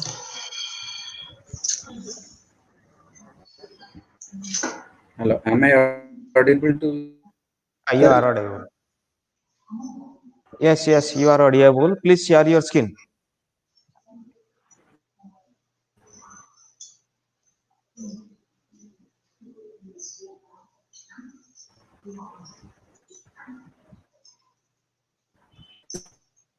Yes.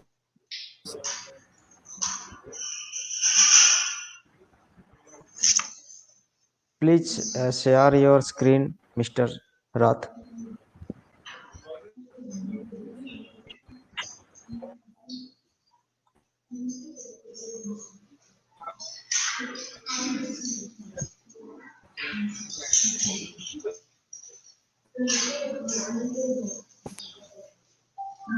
Yes, sir. Yes, sir.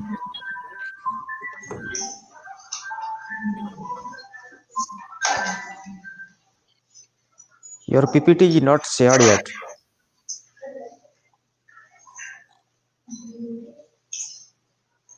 Mr. Rath.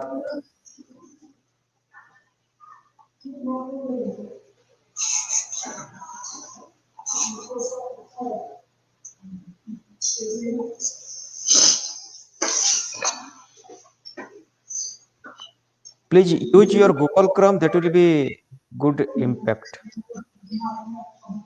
That you can easily use your PPT from Google Chrome.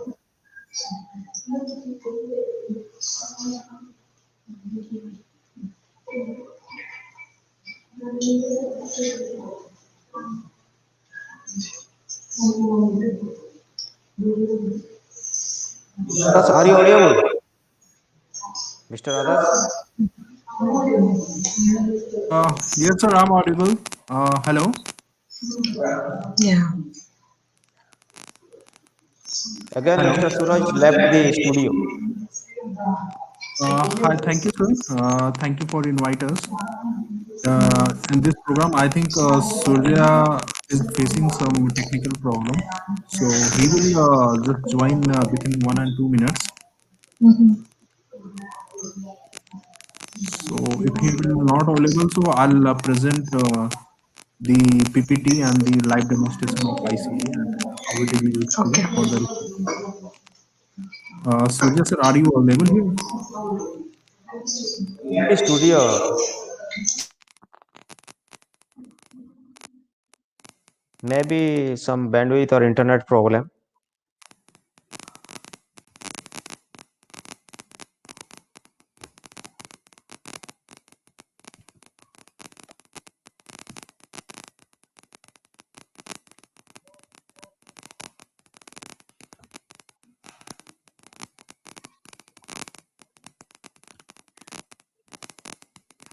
Okay, sir. It I would be just say. better.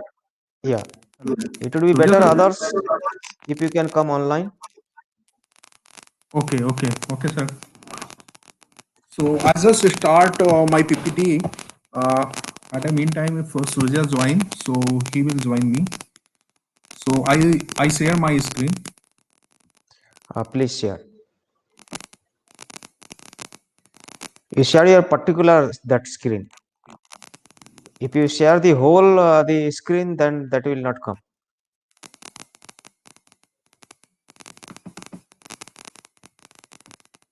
You share particular PPT screen.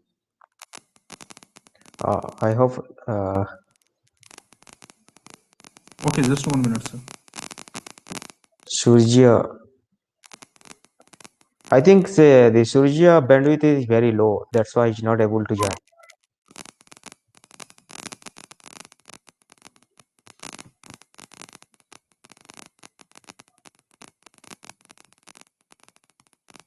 It is better if you go with your presentation. Okay, sir.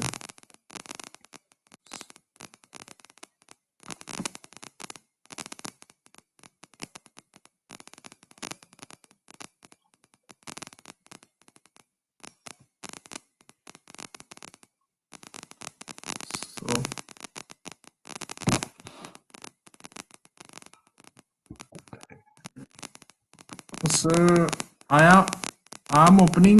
This is in from Google Chrome. Okay, sir. Yeah, you click on Share the screen it is application not opening. Windows. If Hello. you click on the application Windows that is near to your entire screen, there is a button called application window.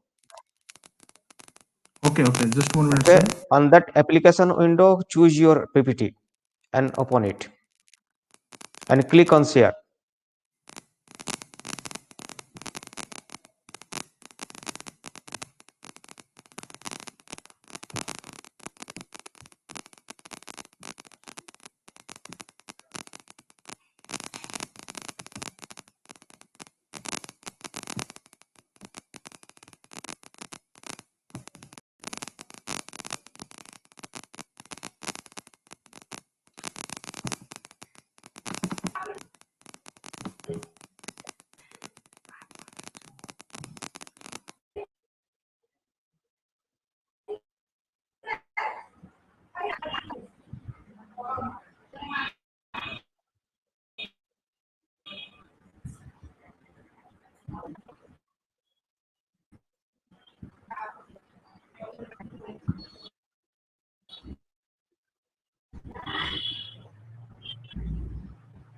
Now Suraj, come, please share your screen immediately.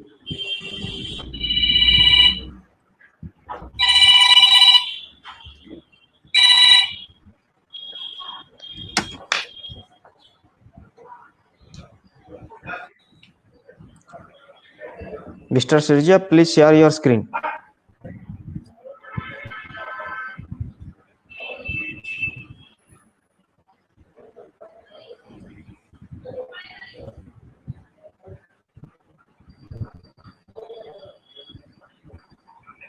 हाँ दिक्कत हो रहा है, ये screen से बड़ा slow चल रहा है मेरा।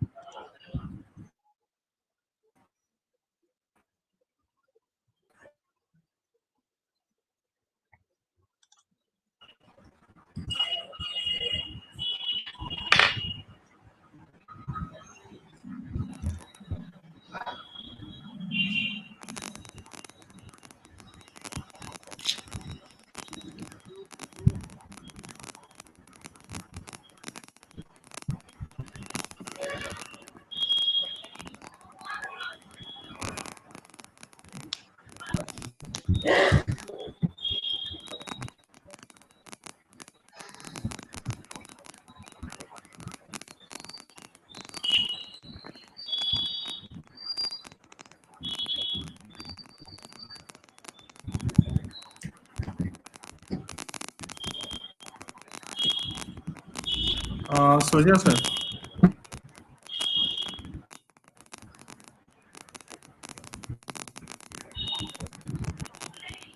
Sir, just 1 minute.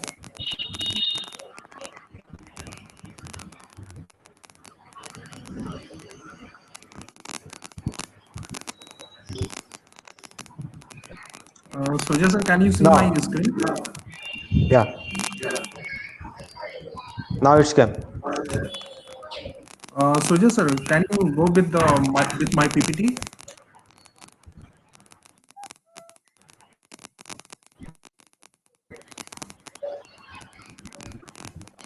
Others, it is better to explain by you,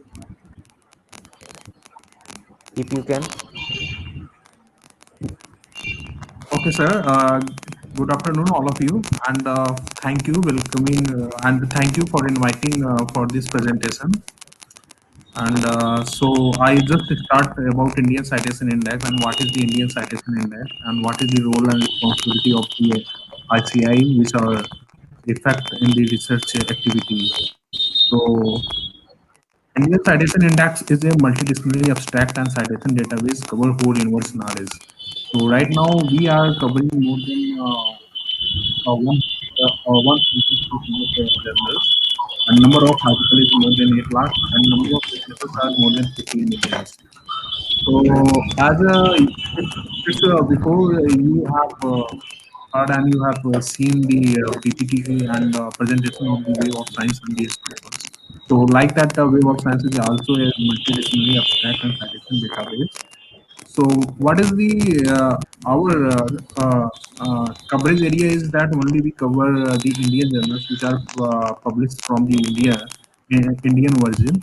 So that's why we call this Indian Citation Index. The current data depth is 15 plus year, and that is 2004 onwards. And it was started by the Dr. Prakash Chand, and who is retired from the NIST care. And his idea to start this project because of the coverage of Indian journals in the foreign database was negligible. So in my further PPT, I'll show you that what was the reason he started this project and this database for the Indian research and scholars. So right now, if you see here, there are analytical scenario of research journals published index in India. So Indian Citation Index, which are publishing journals from India, Indian Citation Index is covering 1,270 journals. And the other database, which are national international database, that they cover only 448 journals, which are publishing from the India. So number of pipeline of journals which are not indexed in ICI, that is 242. So if you look here that our almost we are covering 1,500 journals which are publishing from India, and that all journals will come within 1 and 2 years which are under the pipelines. So the status of Indian journals index in the other database. So here there are some numbers which are telling about that number of journals claimed by the other database is the 708, and the total number of inactive Indian journals in the other database is 260, and the total number of active journals which are in other database is 448. So if you look that, if you want to know about that, how many journals are common in the ICI and the other database, which are the national and international database. So there are 301 journals which are common in ICI and in other database. If you look here, the total number of active Indian journals in the other database is the 448. In 448 journals, there are 301 journals we are covering in our database. Only 447 journals which are not covering by our database, because of that journals not qualify our parameters, which are our journal selection parameter. They are not qualifying, so that's why we don't index that journals. So number of foreign journals uh, in so further here in this slide we have a breakup the 147 Indian journals why we didn't index in our database. So number of foreign journals in 47 journals other database but shown in Indian, that is 62. So, but that are not Indian journals, that are foreign journals, but they claim that is Indian journals. That is 62. And journals already indexed in the other database and exist in ICI selected list of the 21. So already 21 journals which are already selected by the ICI, that is in pipeline, and it will be indexed. It will be come in the ICI within 3 months and 6 months. And journals indexed in the other database but exist as a duplicate. So there are some duplicated journals in the other database, and they consider that is number is 4, and journal index in the other database but not fit for the indexing in the ICI parameter, that is 60 numbers. That is 60 journals. So these are background of reason. That's why we started our own country database. As in previous, if you have heard about, there is some other database in some country have some other their country own database, that is a China Citation Index and the Japan Citation Index and Russian Citation Index. So why not we have the Indian Citation Index which cover our local journals. There are some country have already started their country own database. So that's why we have started, and we wanted to promote our research. Is called research activity in the national and the global platform. So that's why we started this database, Indian Citation Index, in 2008 by the Dr. Prakash Chand and with the help of Diva Enterprise Private Limited. So this is the background of ICI. So here just I want to show you and type of publication in ICI, and we are covering journals from which category of publishers. So if you look here, the Society of Journals is 435. We cover the 435 Society of Journals. So if you look, the number of commercial journal in ICI index is 357, and individual which are running the journals by individual, that number is 186, and institutions journal.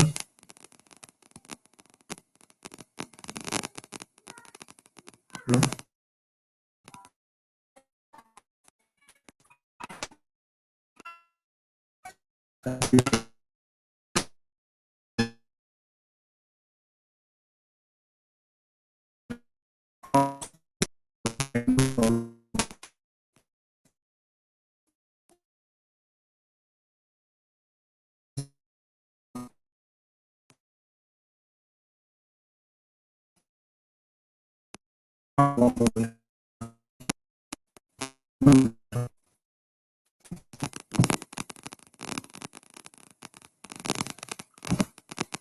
Sorry, and Suzia will start for the further presentation.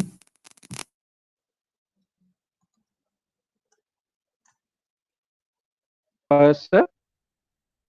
Yeah. Yeah. Now, I'll be leaving out where I'll be start talking about the ICI where my colleague others has left out.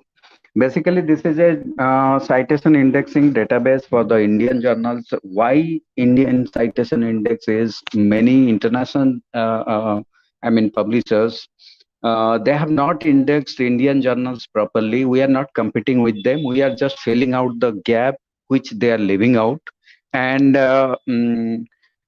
this provides access to many standard Indian journals which are being left out by many international publishers.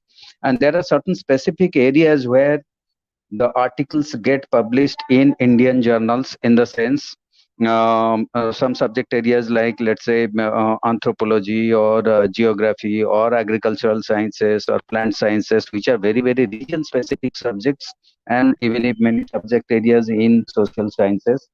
So we have given that, and here we have given 1289 journals, almost 1300 journals, and all are chosen on the basis of their quality parameters. And out of that, because nowadays everybody is talking about Scopus or Web of Science, so the common journals that we are having around 301 journals, and we are in the pipeline of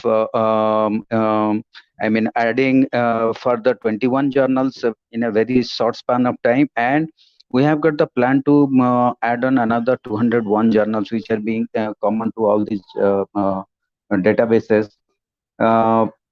This particular database is concentrating on Indian journals because many research articles get published in Indian journals, and they do not get the proper kind of citations or the visibility.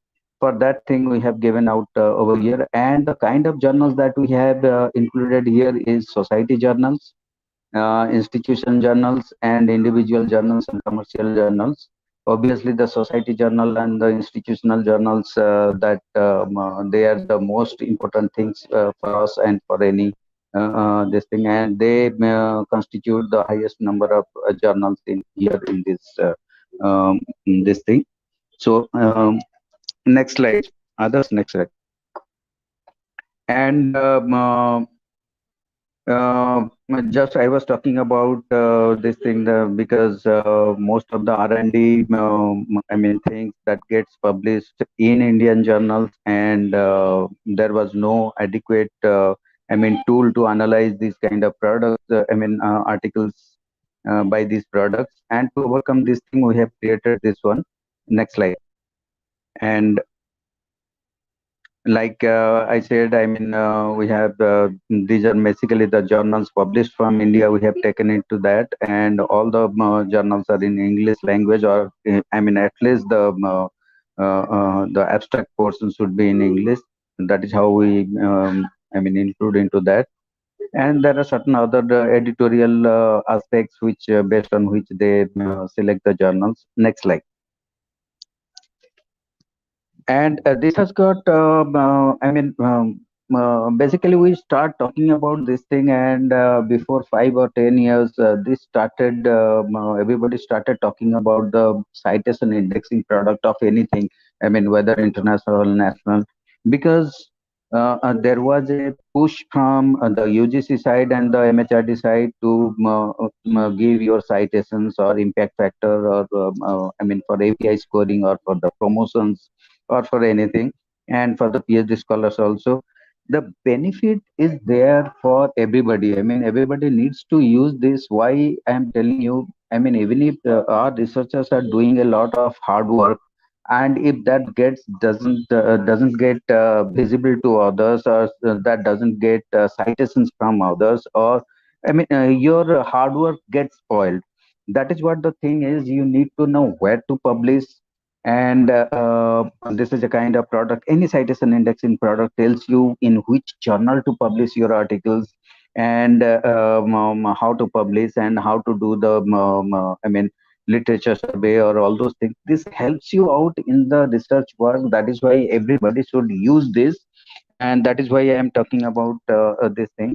And let's say for the researchers for doing literature survey, and this is the core thing for any research area, to do your literature survey. And how do you follow any person's research? I mean, how do you know that the person is really a genuine researcher or I mean, fake researcher? How do you know? I mean, from these kind of databases, you will come to know. At the time of giving you the live demo, I will tell you all those things. And for idea solidifying or developing a network of subject areas, and for the editors also, I mean, to choose good researchers who can be the potential editors for your journals, and to monitor the journals trends and everything based on the research performance and all. Next slide. And for others, like librarians, they can do the budget allocation, and they can develop subject areas based on the good quality journals, and which journals are not really good. I mean, they can drop it out so that they can have a good return on their investment. And for the administrators also, I mean, as you know, to know which department is doing good, which person is doing a good research work, for any promotional work, or for the university administrators to know, I mean, which department is lagging and where to give a stress on those departments to, so that they can perform better. So like that way, I mean, there are many things the administrators can do. And next slide. And for the funding agencies, they do a lot of I mean, use a lot of this thing, because I mean, before funding any kind of your research work, they see what is your credibility. I should not use this word. In fact, I mean, the truth is this: they check the credibility of your research work. After that, they go for this. And award bestowing authorities also, they use this kind of databases. Next slide. So, I mean, all the researchers, they can use this kind of a database, I mean, all those things. So we have got the online, I mean, user this thing for the entire.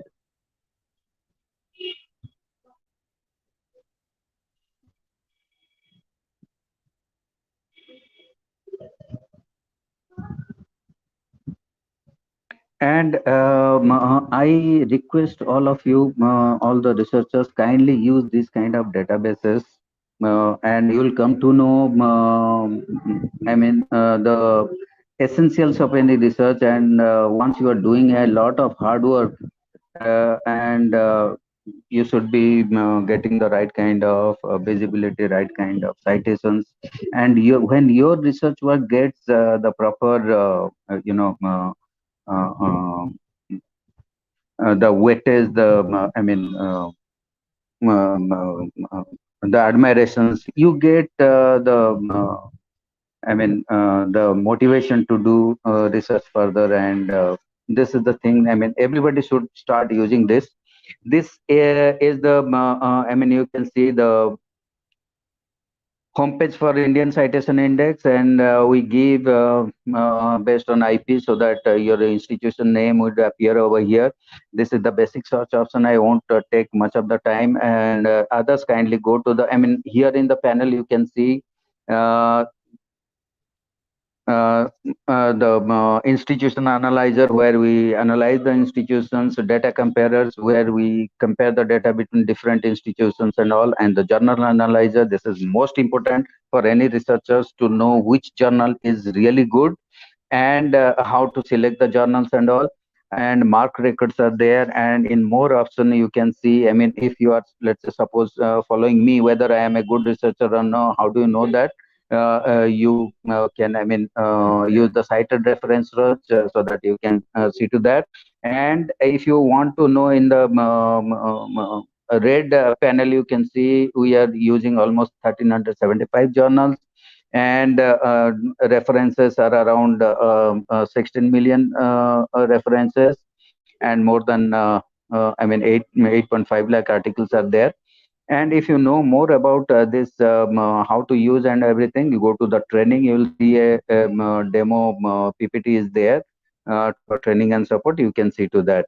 And here, let's say, if you want to see, I mean, how to do all those things, it is very common to all, and we can use the topic like water quality. Uh, Others you can, yeah, you can choose topic, let's say water quality. And whenever you are using two words, definitely you'll be putting these two words under inverted comma or the quote symbol, so that it is counted as a one word. And you can, here we are having the articles from 2004 onwards, but here 2015, it's okay, no problem. Yeah, you can change it, the timing and everything. Go for the search. Here the number of articles would come, and you can further narrow down your search. You can see 5,312 articles are there. And if you go to the right hand side, results, you can see, I mean, the subject wise, you can analyze the results there, and you can see the view citation reports. So that, I mean, if you want to further narrow down your search, here on the left hand side, you can see by authors, by publications, by publication years, by institutions and all, and different subject areas are there. I'm just showing you different this thing. Let's say if you are going by, let's say, pollution, click on the pollution. Others, click on the pollutions and go for the search.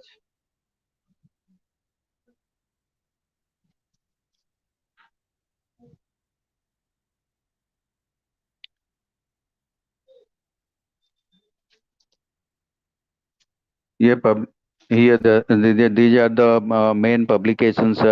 You can see where all these number of articles have come up, all those things. And here the publications are there. If you click on anything and refine, all those articles from that particular publication will come up. And let's say go by, let's say, the authors and anything you can see.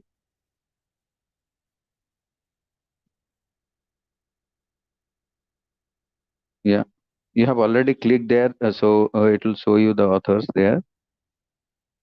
And click on the expand, it will show you the authors.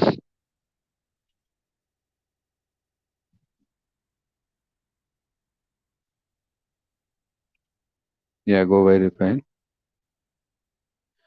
So this is how you can narrow down your searches further, and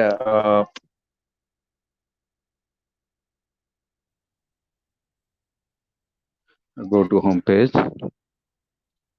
Because I really apologize to all of you, because I'm just, you can hear my voices, and the screen is being shared by my colleague. I'm not having the right kind of, I mean, network connectivity here, so that is why you are having this thing. So yeah, click on the search button there. Yeah, just show the authors, please.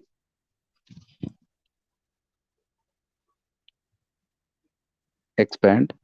Yeah, click there.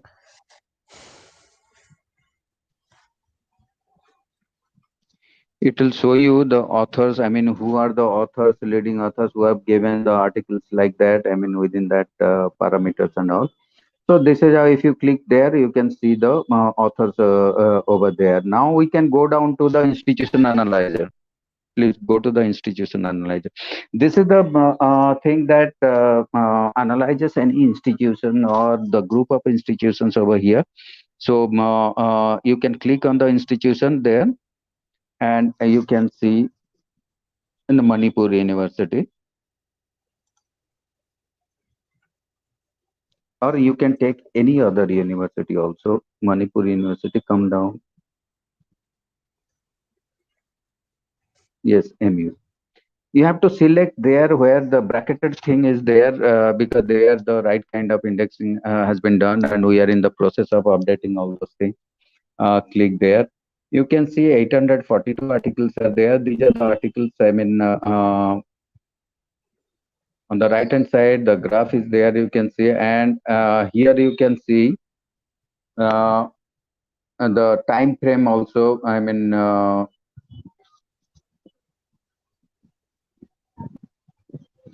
842 articles, the citations are 673, and the cited articles are 238.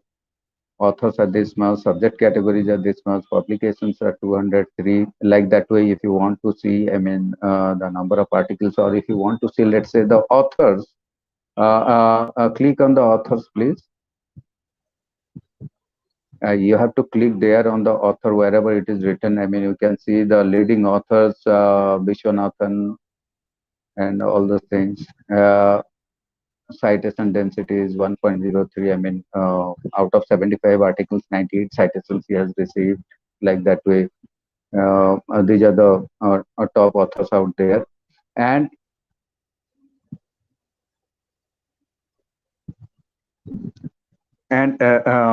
you can analyze other institutions also. I mean, on the basis of subject category or the place or the like this, you can see, and you can analyze by place also. If you want to see, let's say, click on the place, and if you want to see, let's say, Tripura, just write Tripura, Tripura. Click Tripura and go for the search. Here you can see these are the universities who are having the articles out here over here.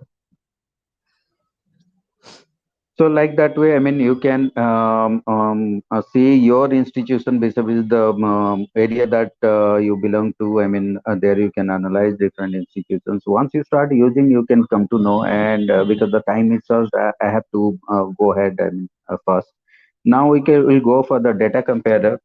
This is I mean, a tab where you can compare the data between two different institutions. Here in institution analyzer, you are analyzing your own institution or any other institution, but in data comparer, you are analyzing your institution with others or anything like that. Let's say if you are using, let's say, Manipur University along with any central university, you can just write down Manipur University.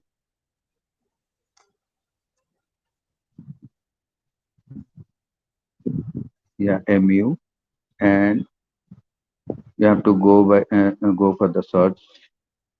You can see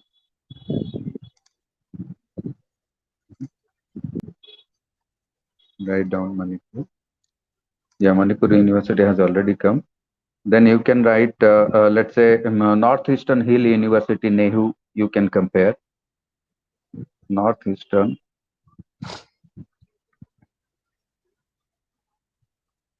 Yeah. Here in the right hand side, you can see the time span is from 2015 to 2020. You can change it also. I mean, then you can go for the compare.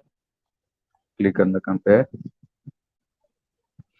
Like this way, I mean, you can compare between two different institutions, or even if the basic thing is over here that you can see the articles. I mean, number of articles are there of two different universities. Citations are there, citation density, cited articles, and for everything you can download it in Excel format, so that for your use and everything. Here in the chart you can see the Nehu is in the yellow line and Manipur University is in blue line. As far as this is the tab that you are seeing over here is the number of articles, and you can see the citations also, and different tabs above this I mean graph. You can see citations, cited articles, average citations and all. So you go to different tabs over here, please. This is the number of articles you are seeing, the citations you can see.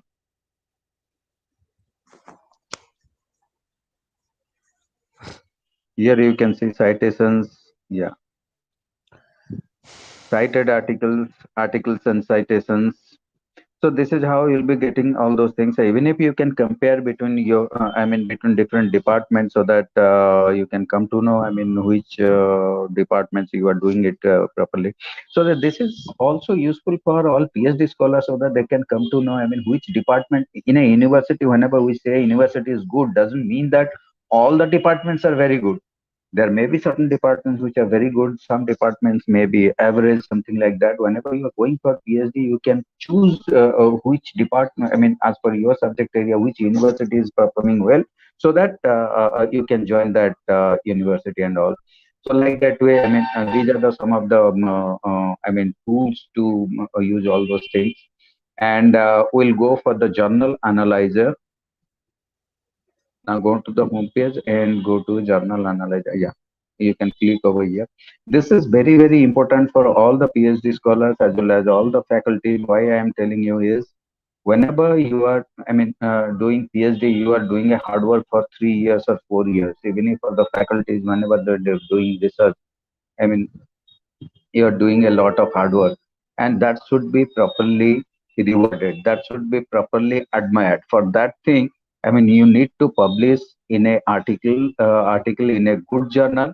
And even if whenever you are referring to any journal also, you should refer to a good journal. How do you come to know? You come to know with certain evaluation processes for different journals.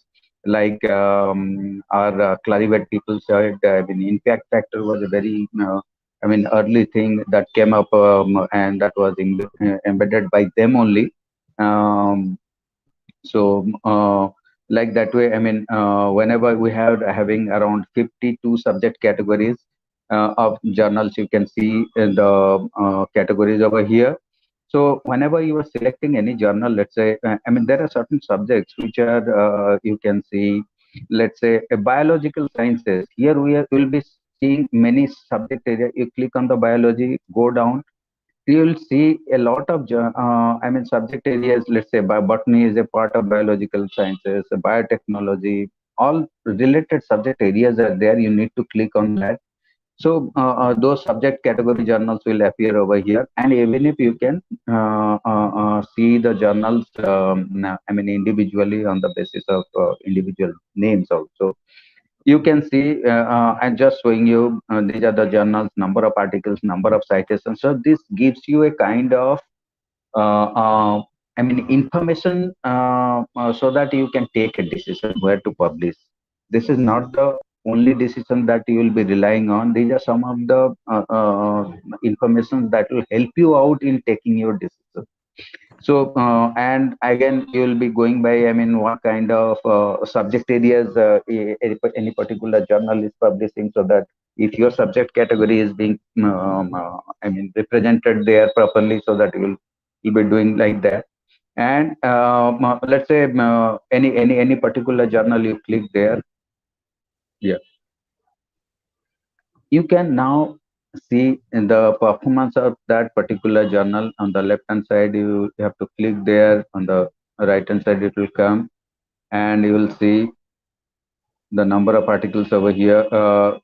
So here it is the time span. Again, you can change number of articles, number of citations per article citation, JCI Journal Currency Index. For this year, how the journal is doing, and RII is Research Impact Indicator, because impact factor is a word that is being used by Web of Science. In fact, that was introduced by them only. So we cannot use the word impact factor. Instead of that, we are using research impact indicator, and the formula is same for everybody. That is last 2 years, number of citations in last 2 years divided by number of articles in last 2 years. So that gives you the impact factor, or RII over here. And journal currency index is for impact factor for 1 year. It is being, you can understand that way. So these are the things. You can see it over here for any particular journal, so that you can follow, or you can publish your article also. And if you want to see any particular journal without using the subject category, you can use there is as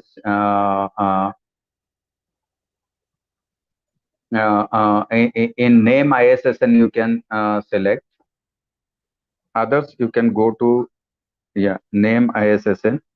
And let's say if you are using current science, just write down current science. You have to choose between the in the drop down this thing current science. Yes, this is a journal published from IISc Bangalore. If you want to see there in the bottom, you have to click there. Yeah, click there on the current science so that it will show you the performance and number of articles and everything there. Click here in the box left hand side down, and you can I mean compare between different journals also. I mean here we have got the options like that. You can compare between two different journals. You can compare between two different institutions, two different I mean departments like that way. So this is current science. You can see the number of articles, number of citations and all. This will help you out in taking a kind of decision. And another option is there. I'll go to again go to the homepage, and I want to show them the cited references. What I was telling you from the beginning is that suppose you are doing research and you are following me, you haven't seen me, you don't know me properly, and just on the basis of I mean my article, you are just following me up. So how do you know that I am a genuine researcher or I have copied and pasted the things from other articles?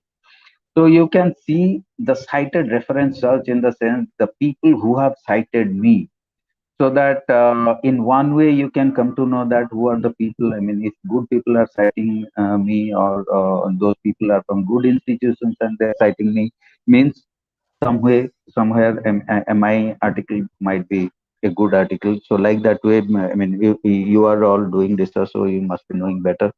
So in the more option, you can go to the more option in the red tab there.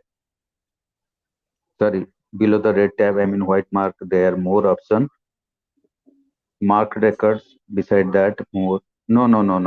Go to yes. More here in the more you click. Right to that. Yes, cited references. Here you can put the I mean author's name and all those things, the number of articles, and who are the people who have cited you. It will come like that. If the name is, let's say, Mr. A Sharma, you have to write the surname first, then you have to write the first name, like that way. So that is how I just wanted to tell you this thing. So you can see our database is a very simple database, small database, but very useful for those subject areas, let's say social sciences, even if the biological sciences, history, geography, and many subject areas where the articles get published in Indian journals. People prefer to publish those, I mean, articles in Indian journals because it doesn't have a international, I mean, you can say the relevance more than the Indian relevance is more than the international this thing. So this is how this database came into existence, and this will be very helpful for those people. And this is covering almost covering the 70% journals covered by the Web of Science or the Scopus, the Indian journals I am talking about. And this is giving you more, almost 900 to 1000 journals more to I mean above than those databases. So this is a journal database where you can use. So this is how the thing. And if you want to have a trial access, you can write it to your librarian sir, so that he can send us a request, and we'll be giving the trial access in IP, and you can send your recommendations after that. So this is all from my end. If you have any question, you can put it. Thank you. Can we compare specific discipline from all Indian universities at ICI? See, madam, there is a limit to this thing. You can compare between two different departments in different universities also. But at a time, five universities you can compare. not above that. At a time, 5 universities you can compare, or the 5 departments.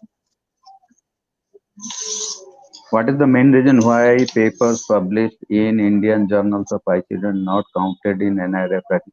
Let me tell you very frankly, ICI was there in NIRF ranking. I mean, just before 2 years, even if last year there was some problem from UGC side initially, even if in this segment particularly, Web of Science is the one, and that was also left out. Only Scopus was there. I should not say anything more about that. Then they included Web of Science. So Web of Science is the oldest and the best one still that was being left out. Anyway, uh, uh, we are left out and somehow will be included very soon. I mean, we are in the process. And as far as the NIRF ranking, they were using this database. I mean, data till last year. So once again, this year the name is not there, but it will be included very soon. Yes. Any other question? I think there's no more question. So thank you, Mr. Kumar. Thank you, Mr. Rath, for an engrossing talk. Now that the webinar has come to an end, I'd like to request our program convener, Dr. Nihar K. Patra, University Librarian, Manipur University, to give the vote of thanks. To you, sir. Thank you, Memory. Important, and it depends on the different research measures which we choose to select to get our results more reliable and genuine. I hope this event have helped you to get more clear idea about evaluating different research and discovery tools, and will definitely benefited in your research. Right? Let's now times for the vote of thanks, and honorable chief guest, respected speakers, and dear participants. I deem it a great honor and privilege to propose the vote of thanks on these events. I, on behalf of Manipur University Library and the entire organizing team of these webinars, would like to express Professor W. Chandbabu Singh, Registrar, Manipur University, who spared this precious time out to grace these webinars with his kind words and express his inspiring thoughts on these topics. He is always very helpful to the library. I also take the opportunity to thank our speakers, Ms. Christina Haidev and Mr. Danu Painars from Digital Science for sharing their insight knowledge on dimension. It was definitely a very good presentation and very informative, well presented both. Moreover, I am grateful to Ms. Taisin Khande from Elsewhere for her wonderful explanations on the topic. Optimize and strengthen your research capability and visibility using Scopus. Furthermore, I extend my gratitude to our third speakers, Dr. Subhasri Nag from Clarivate Analytics for delivering her understanding on the topic Web of Science, take your research to the next levels. My deep sense of gratitude also goes to our panel speakers, Mr. Adarsh Kumar Singh and Mr. Surya Prasad Rath from Deva Enterprise, who emphasized research scenario analysis through Indian Citation Index. I am deeply impressed by the way our speakers presented this extremely relevant topic of the webinars and beautifully explained. Hopefully, this will positively impact our research scholar, faculty, and authors. I am grateful to our coordinator, Dr. Memory Sengalsam, Deputy Librarian, Manipur University, for coordinating everything properly and systematically and welcoming the guest so well. So thanks to my library team and Mr. Lokender Singh's assistant librarians who cooperated me with uh, and Imphal team for organizing these successful webinars. Our words may not be capable of communicating our sense of gratitude to our dear participants who choose to be online until the very end of this event. Once again, I thank all for your patience. Have a wonderful day ahead. Jai Hind.